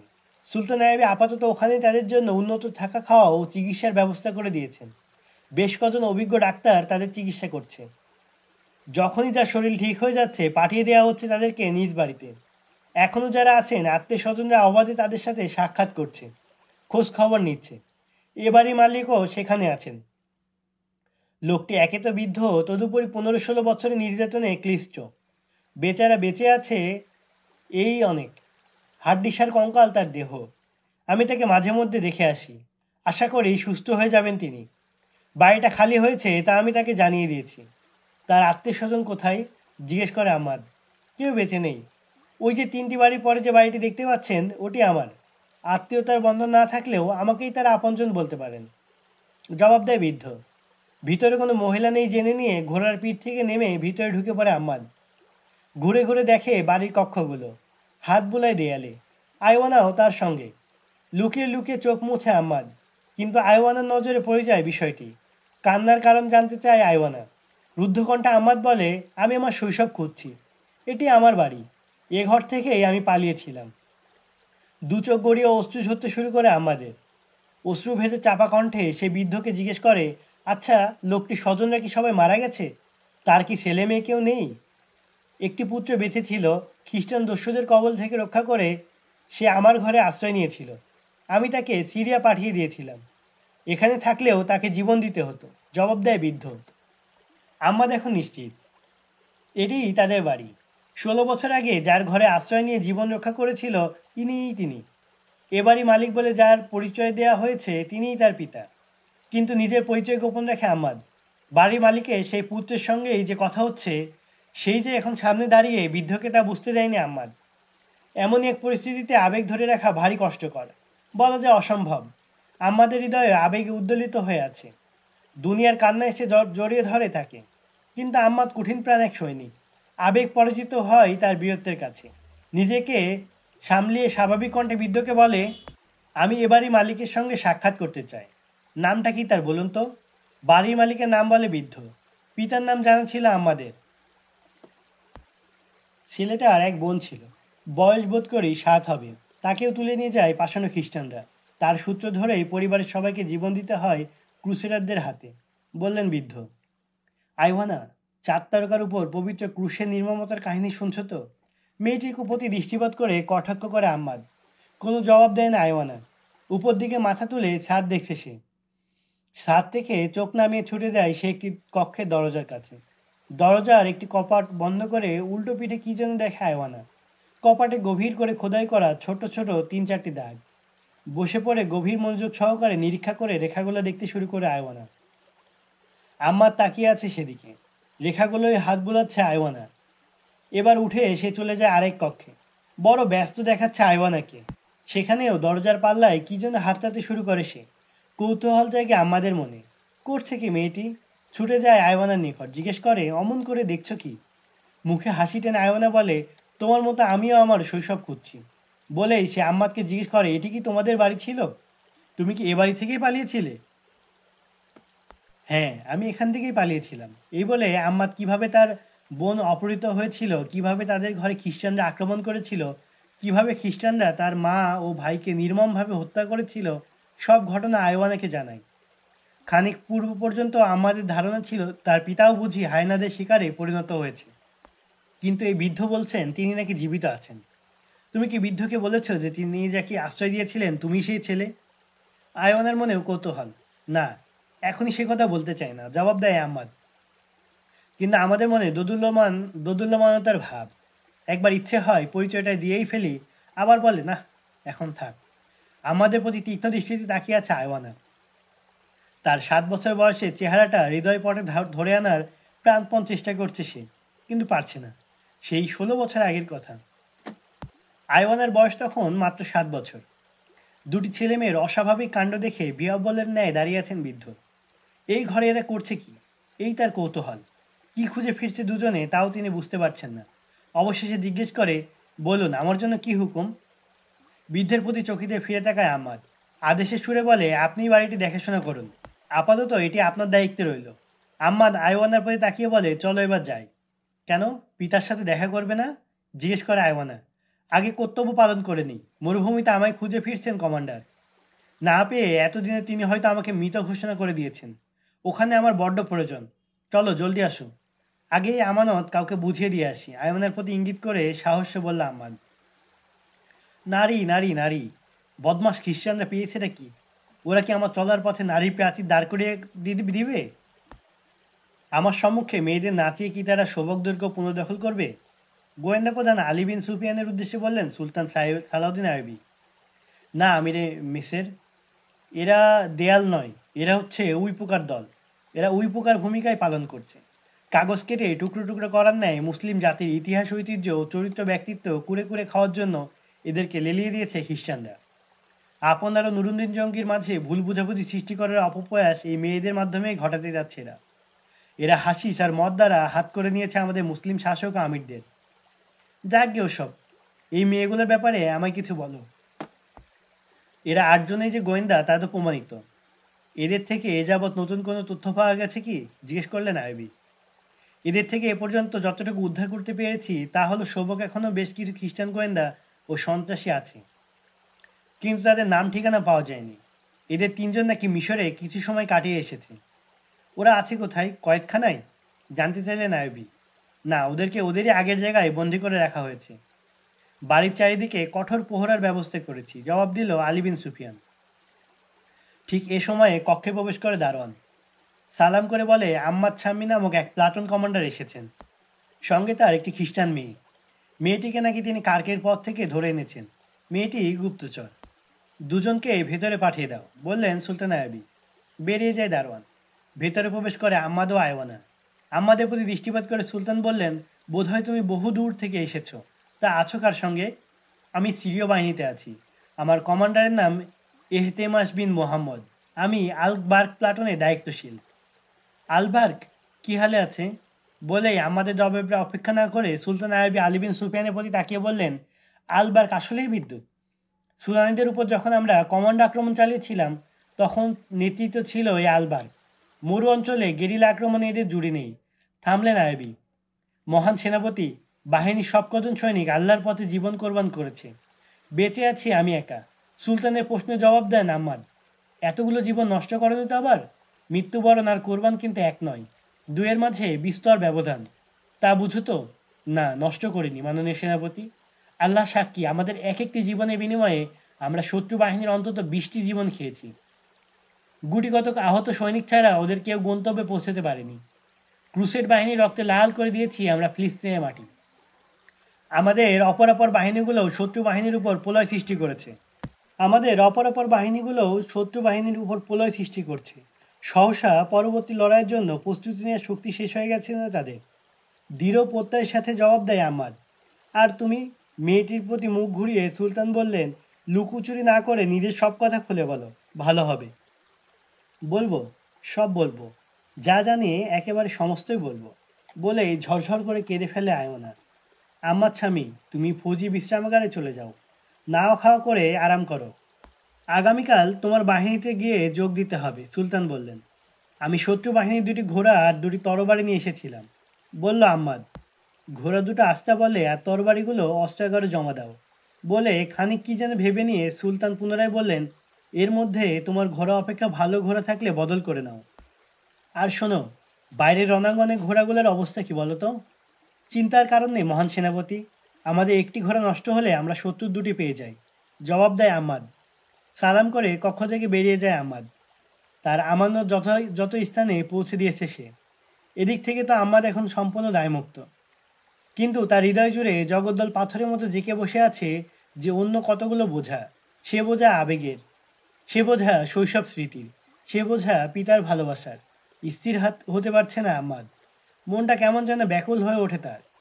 পিতৃস্নেহে এবং হৃদয়ের পুরনো ক্ষত কর্তব্য পালনের পথে বাধা হয়ে দাঁড়াতে পারে এই আশঙ্কায় পিতার সঙ্গে এখনই দেখা করতে চাইছে না আম্মাদ। আম্মাদ নিজের ঘোড়ার পিছনে অপর 2টি ঘোড়া বেঁধে নিয়ে আস্তাবল অভিমুখে আনমনে এগিয়ে চলছে। আশেপাশের কোনো খবর নেই তার। ভাবাবেগে একেবারে মুষে পড়েছে আম্মাদ। পথ ছেড়ে দ্বারা আরোহী, পিছন থেকে ভেসে আসে কারো কণ্ঠের স্বর। চৈতন্য ফিরে আসে তার। মাথা ঘুরিয়ে পিছন দিকে তাকাইছে। ছোট্ট একটি অশ্বরোহী সেনাদল এগিয়ে আসছে এদিকে। রাস্তার একধারে সরে ঘোড়া থামায় আম্মাদ। বাহিনীর একেবারে সামনের আরোহী আম্মাদের নিকট এসে থেমে যায়। দাঁড়িয়ে যায় পুরো কাফেলা। সম্মুখের আরোহী আম্মাদকে জিজ্ঞেস করে, তুমি বাইরে থেকে এসেছো? ওখানকার খবর কি? আল্লাহর রহমতে সব ভালো দোস্ত। কচুকাটা হচ্ছে শত্রু বাহিনী। আপাতত শোভকের ব্যাপারে কোনো আশঙ্কা নেই। এগিয়ে চলে বাহিনী। ডান দিকে মোড় নিয়ে ঘোড়া হাঁকায় আম্মাদ। আমি আপনার নিকট কিছুই গোপন রাখিনি। সুলতান সালাউদ্দিন ও আলী বিন সুফিয়ানের সামনে বসে কথা বলছে আয়ওয়ানা।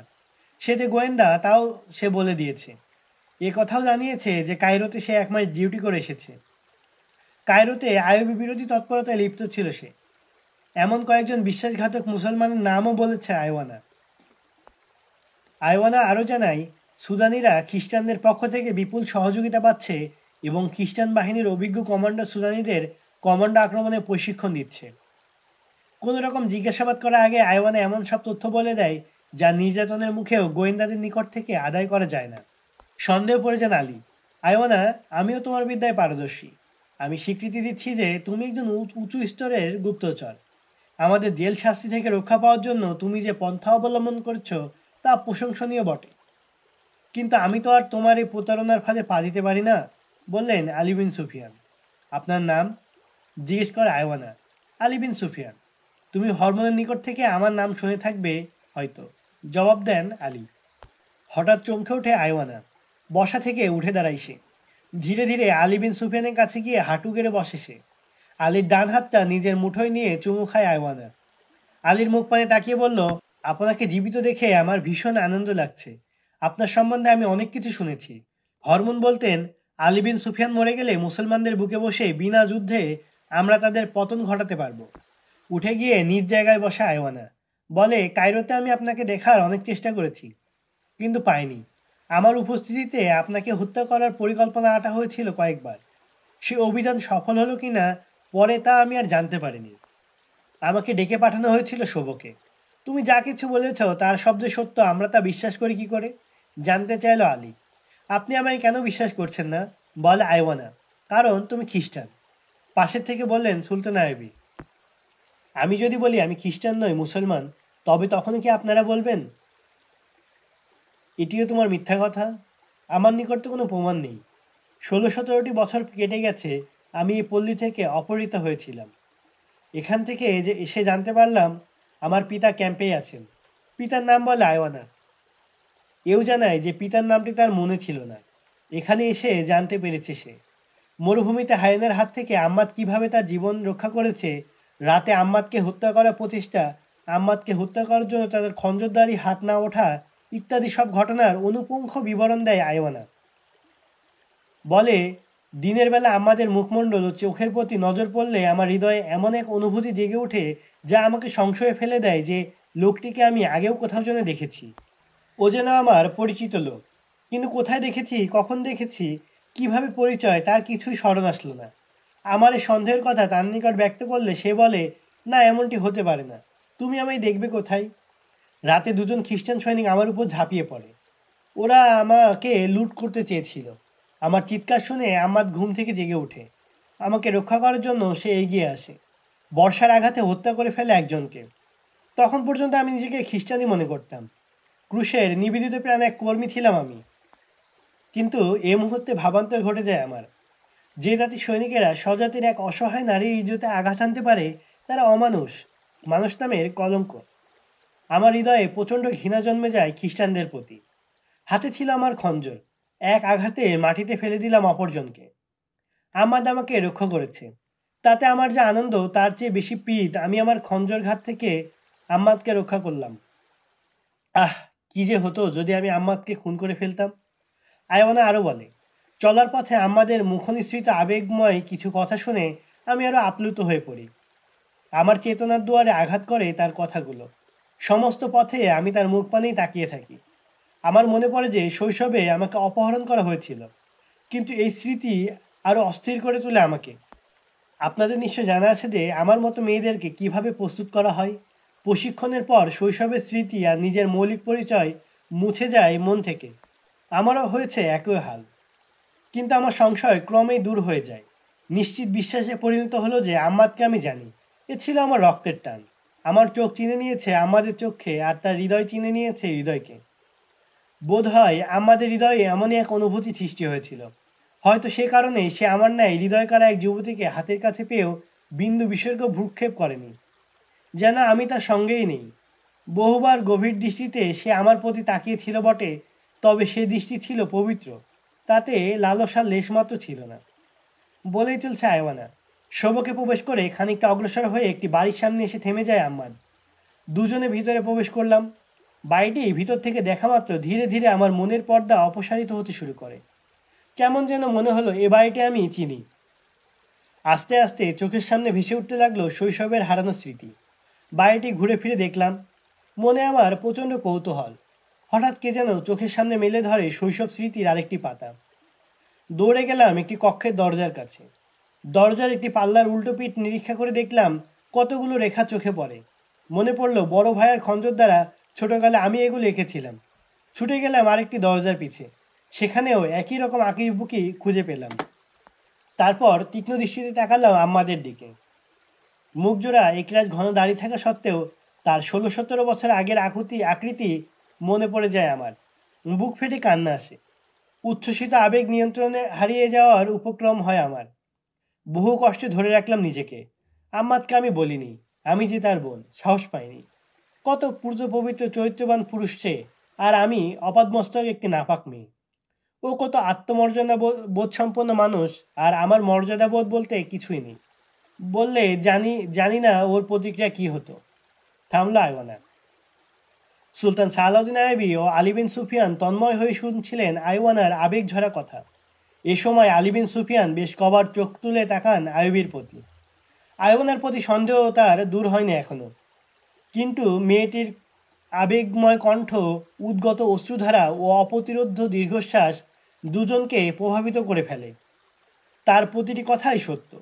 আয়মনা বলে, এত কিছুর পরও যদি আমাকে বিশ্বাস করতে আপনাদের কষ্ট হয়, তাহলে বিষয়টি আপনারা তদন্ত করে দেখুন। তাতে যদি আমি মিথ্যুক প্রমাণিত হই, তবে আমার সঙ্গে আপনারা যেমন ইচ্ছা আচরণ করুন। দুনিয়ার প্রতি আমার আর কোনো আকর্ষণ নেই। আমি আর একদণ্ডও বেঁচে থাকতে চাই না। তবে আপনাদের অনুমতি পেলে আমি একটা কাজ করে পাপের বোঝা হালকা করে মরতে চাই। কি করতে চাও তুমি? জিজ্ঞেস করলেন সুলতান আয়াবি।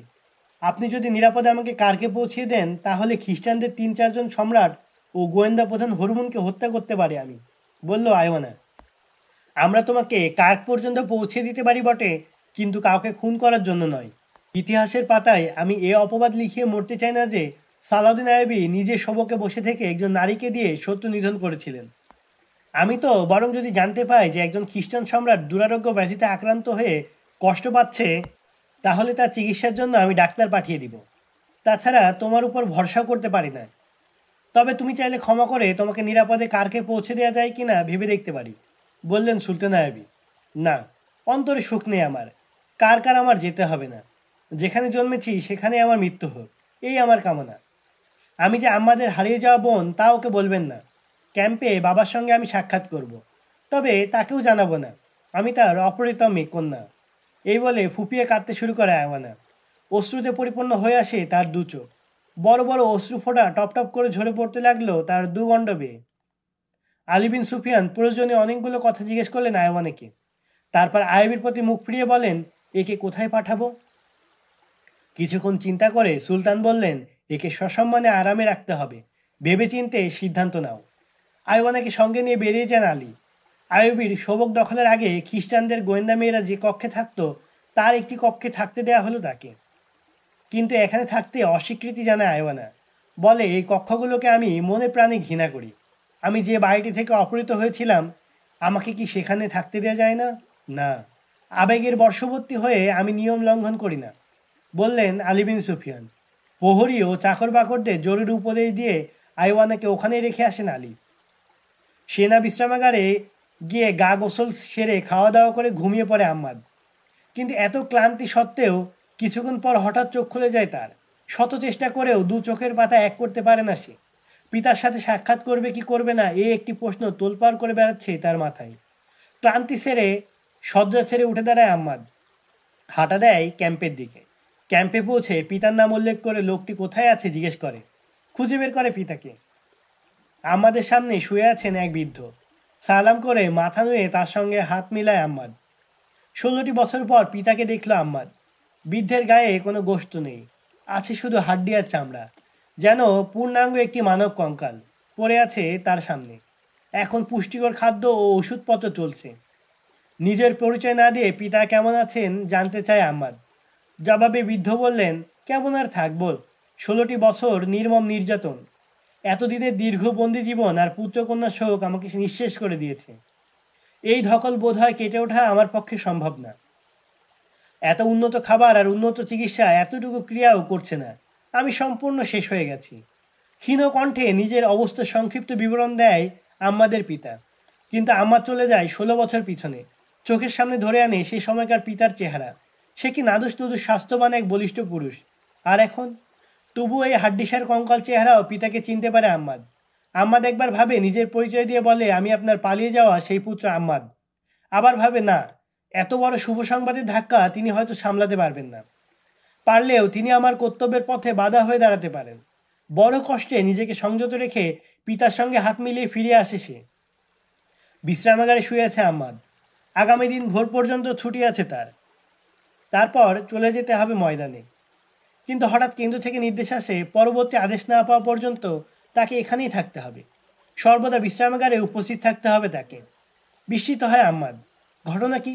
তার সঙ্গে কেন্দ্রীয় কমান্ডের এমন কি কাজ থাকতে পারে, বুঝতে পারল না সে। আয়ওয়ানার ব্যাপারে তদন্ত নেওয়ার জন্য আলী বিন সুফিয়ান এ নির্দেশ পাঠিয়েছেন। মেয়েটির কাহিনী কতটুকু সত্য তা যাচাই করে দেখতে চান আলী। ক্যাম্পে যান আলী। আয়ওয়ানার বলা নামের লোকটিকে খুঁজে বের করেন তিনি। প্রাথমিক কুশল বিনিময়ের পর ছেলে মেয়ে আছে কিনা বৃদ্ধকে জিজ্ঞেস করেন তিনি। জবাবে বৃদ্ধ জানায় 2টি ছেলে আর একটি মেয়ে ছিল তার। 16 বছর আগে আমার এই ক্যাম্পে নিক্ষিপ্ত হওয়ার পূর্বকালে খ্রিস্টান দস্যুদের হাতে নিজ ঘরে মায়ের সঙ্গে খুন হয় বড় ছেলে। ছোট ছেলে পালিয়ে গিয়ে আশ্রয় নেয় পাশের এক বাড়িতে। এই ক্যাম্পে বসে শুনেছিলাম ওকে নাকি পরে সিরিয়া পাঠিয়ে দেওয়া হয়েছিল। এখন বেঁচে আছে কিনা যায় না। আর আর মেয়েটিকে অপহরণ করে নিয়ে গেছে বদমাশরা। মেয়ে কথা বলতে গিয়ে সংযম হারিয়ে ফেলেন বৃদ্ধ। কান্নায় ভেঙে পড়েন তিনি। নিজেকে কিছুটা সামলে নিয়ে করুণ কণ্ঠে ভাঙা গলায় বৃদ্ধ আবার বলেন, হাই, আমার 7 বছরের ফুটফুটে দুরন্ত মেয়েটিকে তুলে নিয়ে গেল ওরা। আহ, জানি না মেয়েটিকে আমার কি পরিণতি করেছে।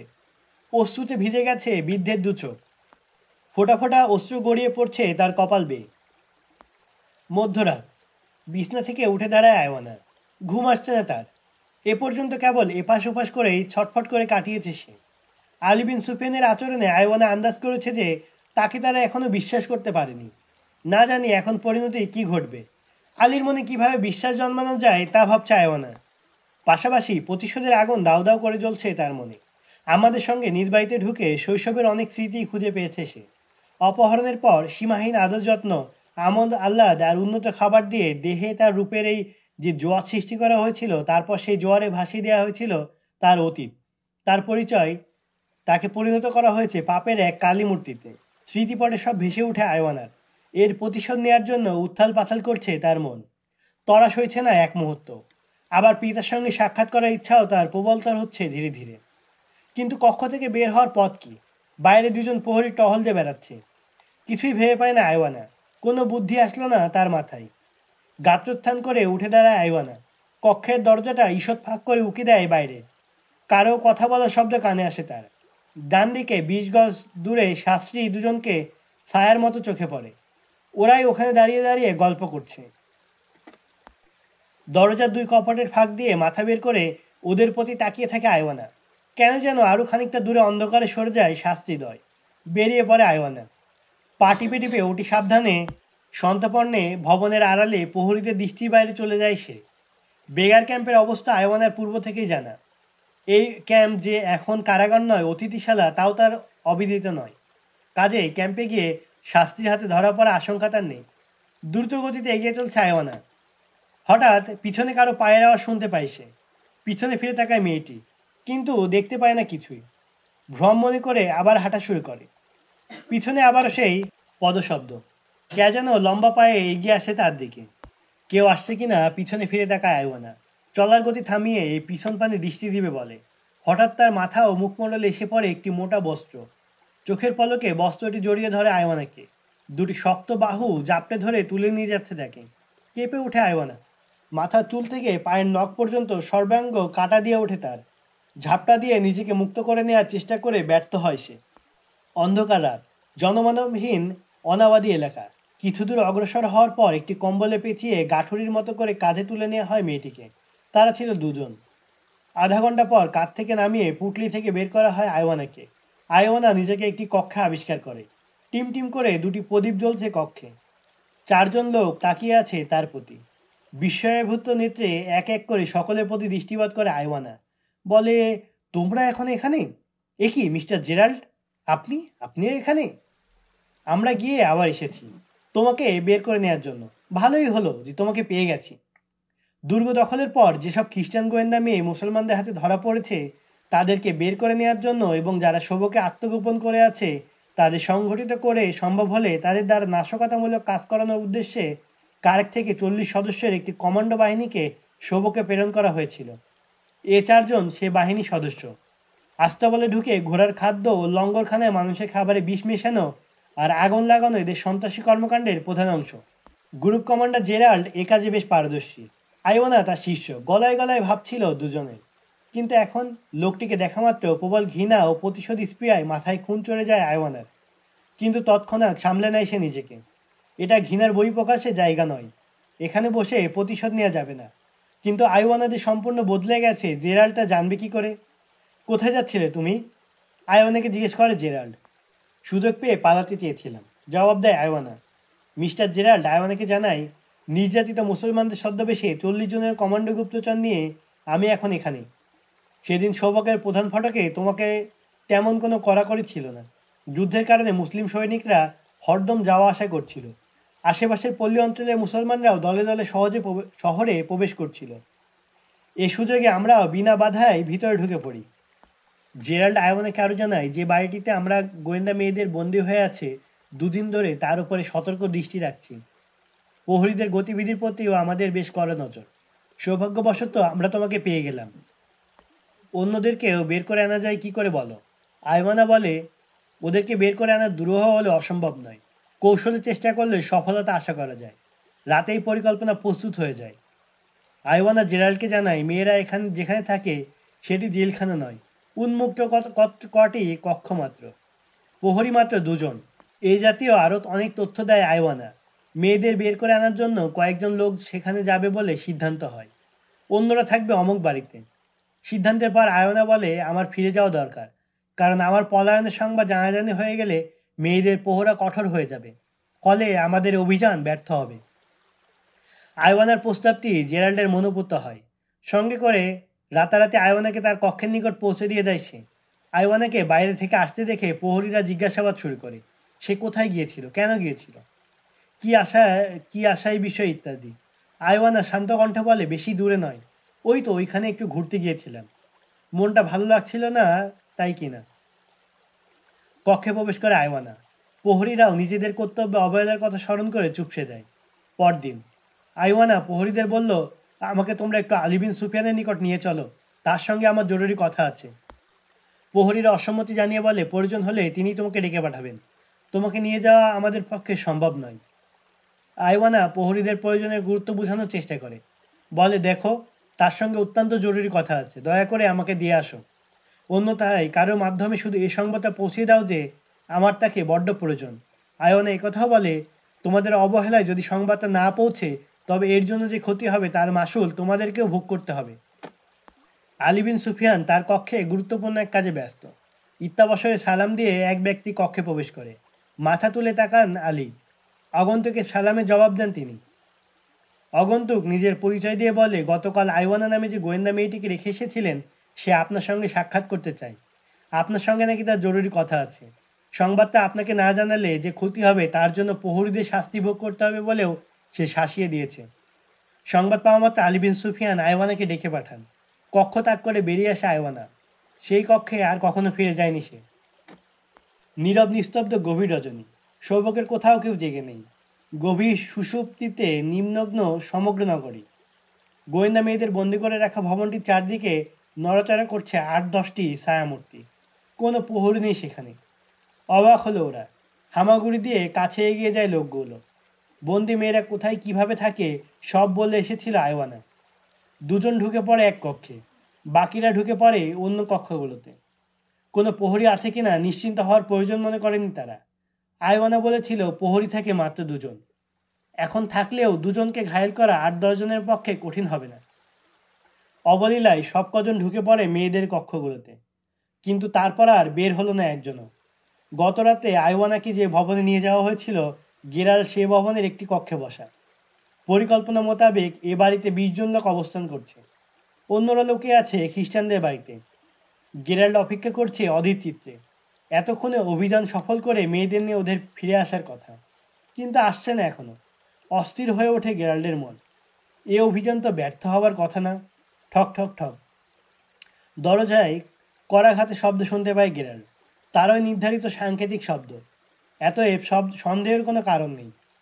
দ্রুত উঠে গিয়ে গেরাল্ড নিজ দরজার আরগোল খুলে দেয়। অমনি কে একজন ঝাপটে ধরে টেনে হেসড়ে বাইরে নিয়ে যায় গেরাল্ডকে। দেখতে না দেখতে ছুটে আসে একদল সৈনিক। দ্রুত পদে ঢুকে পড়ে তারা ভিতরে। প্রশস্ত একটি কক্ষে বসে আছে 20 জন সন্ত্রাসী গোয়েন্দা। আত্মসংবরণ করার সুযোগ পেল না তারা। একযোগে ঝাঁপিয়ে পড়ে সৈন্যরা কেড়ে নেয় তাদের অস্ত্র, তীর, তরবারি, খঞ্জর, যা ছিল সব। ভবনটির মালিক একজন ধনাঢ্য খ্রিস্টান। এখানেই সপরিবারে বাস করছে সে। পরিবার পরিজন সহ তাকে এবং গ্রেপ্তারকৃত 20 সন্ত্রাসী খ্রিস্টানকে হাত করে পরিয়ে বের করে নিয়ে যায় সৈনিকরা। বাদবাকি খ্রিস্টান সন্ত্রাসী অপর যে বাড়িটিতে প্রস্তুতি নিয়ে বসেছিল, একই সময়ে হানা দেয়া হয় সেখানে। এই রাতে এভাবে আকস্মিক হানা হয় 10-11টি বাড়িতে। রাতভর চলে মুসলিম বাহিনীর এই বিস্ময়কর অভিযান। এ অভিযানে গ্রেপ্তারকৃত সন্ত্রাসী গুপ্তচরদের পরদিন সকালে সুলতান আইবির সামনে হাজির করা হয়। তন্মধ্যে খ্রিস্টানদের প্রেরিত কমান্ডো বাহিনী 40 জন সদস্য।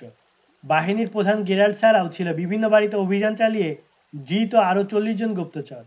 এসব বাড়িতে তল্লাশি চালিয়ে পাওয়া গিয়েছিল বিপুল সংখ্যক অস্ত্র, প্রচুর পরিমাণে বিষ, অসংখ্য তীর, বিস্ফোরক ও মোটা অঙ্কের নগদ অর্থ। এ অভিযানের কৃতিত্ব সম্পূর্ণ আয়ওয়ানার। গেরাল্ডের সঙ্গে তার পরিকল্পনা তৈরি করে সহকর্মীদের কে কোথায় লুকিয়ে আছে জেনে নিয়ে ফিরে এসেছিল সে।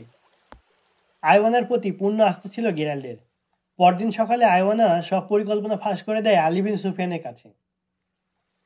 আলী বিন সুফিয়ানের গুপ্তচররা দিনাদিন সবগুলো বাড়ির অবস্থান জেনে নেয়। এসব ঠিকানা অভিযান পরিচালনার উদ্দেশ্যে সন্ধ্যার পর সুলতান আয়াবির বিশেষ কমান্ডো বাহিনীকে তলব করা হয়। বন্দি মেয়েদেরকে সরিয়ে নিয়ে লুকিয়ে রাখা হয় অন্যত্র।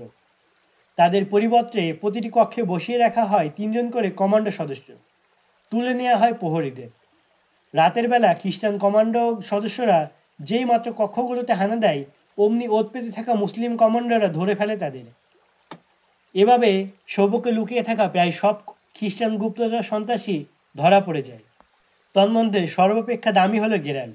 সুলতান আয়াবি তাদের সকলকে পাঠিয়ে দেন জেলে। যেসব বিশ্বাসঘাতক মুসলমান কায়রোতে সুলতান আয়াবির বিরোধী তৎপরতায় লিপ্ত, আইওয়ানা তাদের কথাও ফাঁস করে দেয়। হাসিসিদের হাতে সুলতান আয়াবি ও আলী বিন সুফিয়ানকে হত্যা করার পরিকল্পনা নেওয়া হয়েছিল। আইওয়ানা তাও জানিয়ে দেয়। সবশেষে সে সুলতান আয়াবির মুখপানে তাকিয়ে সাহস্য বলে, এবার বোধহয় আমাকে আপনারা বিশ্বাস করেন। আইওয়ানা সহ সুলতান আয়াবি আলী বিন সুফিয়ান কক্ষেই বসে আছে। ইতিমধ্যে সুলতান ডেকে পাঠান আম্মাদকে। সংবাদ পেয়ে চলে আসে আম্মাদ। সালাম দিয়ে কক্ষে প্রবেশ করে সে। অপূর্ব এক গাম্ভীর্য বিরাজ করছে কক্ষ জুড়ে। 3 জনই নীরব, বসে আছে চুপচাপ। সালামে জবাব দিয়ে সুলতান ইঙ্গিতে আইওয়ানার সম্মুখে চেয়ারটায় বসতে বলেন আম্মাদকে। গভীর মুখে সুলতান তাকান আম্মাদের প্রতি, বলেন, আম্মাদ, আইওয়ানা তোমার হারিয়ে যাওয়া বোন, আর তুমি ওর পালিয়ে যাওয়া ভাই। ছলছল করে উঠে দুজনের চোখ। অশ্রু ভেজা চোখে অপলক নেত্রে তাকিয়ে আছে একজন অপরজনের প্রতি। ভাই বোনকে নিয়ে যাওয়া হলো পিতার সামনে। পরিচয় করিয়ে দেন সুলতান নিজে। আবেগের অতিশয্যে জ্ঞান হারিয়ে ফেলেন বৃদ্ধ। চৈতন্য ফিরে আসলে বুকে টেনে নেন পুত্রকন্যাকে। বললেন, ওর নাম আইওয়ানা নয়, আয়েশা। সুলতান আয়াবি বৃদ্ধের পরিবারের জন্য ভাতা চালু করে দেন। এরূপ সব মেয়েদের ব্যাপারে অনুসন্ধান নেয়ার নির্দেশ দেন গোয়েন্দা বিভাগকে। না জানি এমন কত মুসলিম ঘরানার মেয়েকে অপহরণ করে নিয়ে কুকর্মে লিপ্ত করছে খ্রিস্টানরা। সুলতান ফরমান জারি করেন যে এমন কোনো মেয়ের সন্ধান পাওয়া গেলে যেন তার বাড়িঘর খুঁজে বের করে তাকে পিতামাতার হাতে তুলে দেয়া হয়। ভয়ানক এক বিপদ থেকে বেঁচে গেলেন সুলতান আয়াবি। শোভকের বাইরে দূরে যুদ্ধক্ষেত্রগুলোর সংবাদ সন্তোষজনক, কিন্তু এক্ষুনি যে কাজটি একান্ত প্রয়োজন তা হলো মরুভূমিতে ছড়িয়ে ছিটিয়ে থাকা বাহিনীগুলোকে এক স্থানে সমবেত করা। এ লক্ষ্যে সুলতান আয়াবি শোভককে সেনা নিয়ন্ত্রণের দায়িত্ব সহকারীদের হাতে ন্যস্ত করে নিজে চলে যান ময়দানে। নিজের হেডকোয়ার্টার স্থানান্তর করেন সুদূর মরু অঞ্চলে। সঙ্গে রাখেন বিদ্যুৎ গতিসম্পন্ন একদল দূত।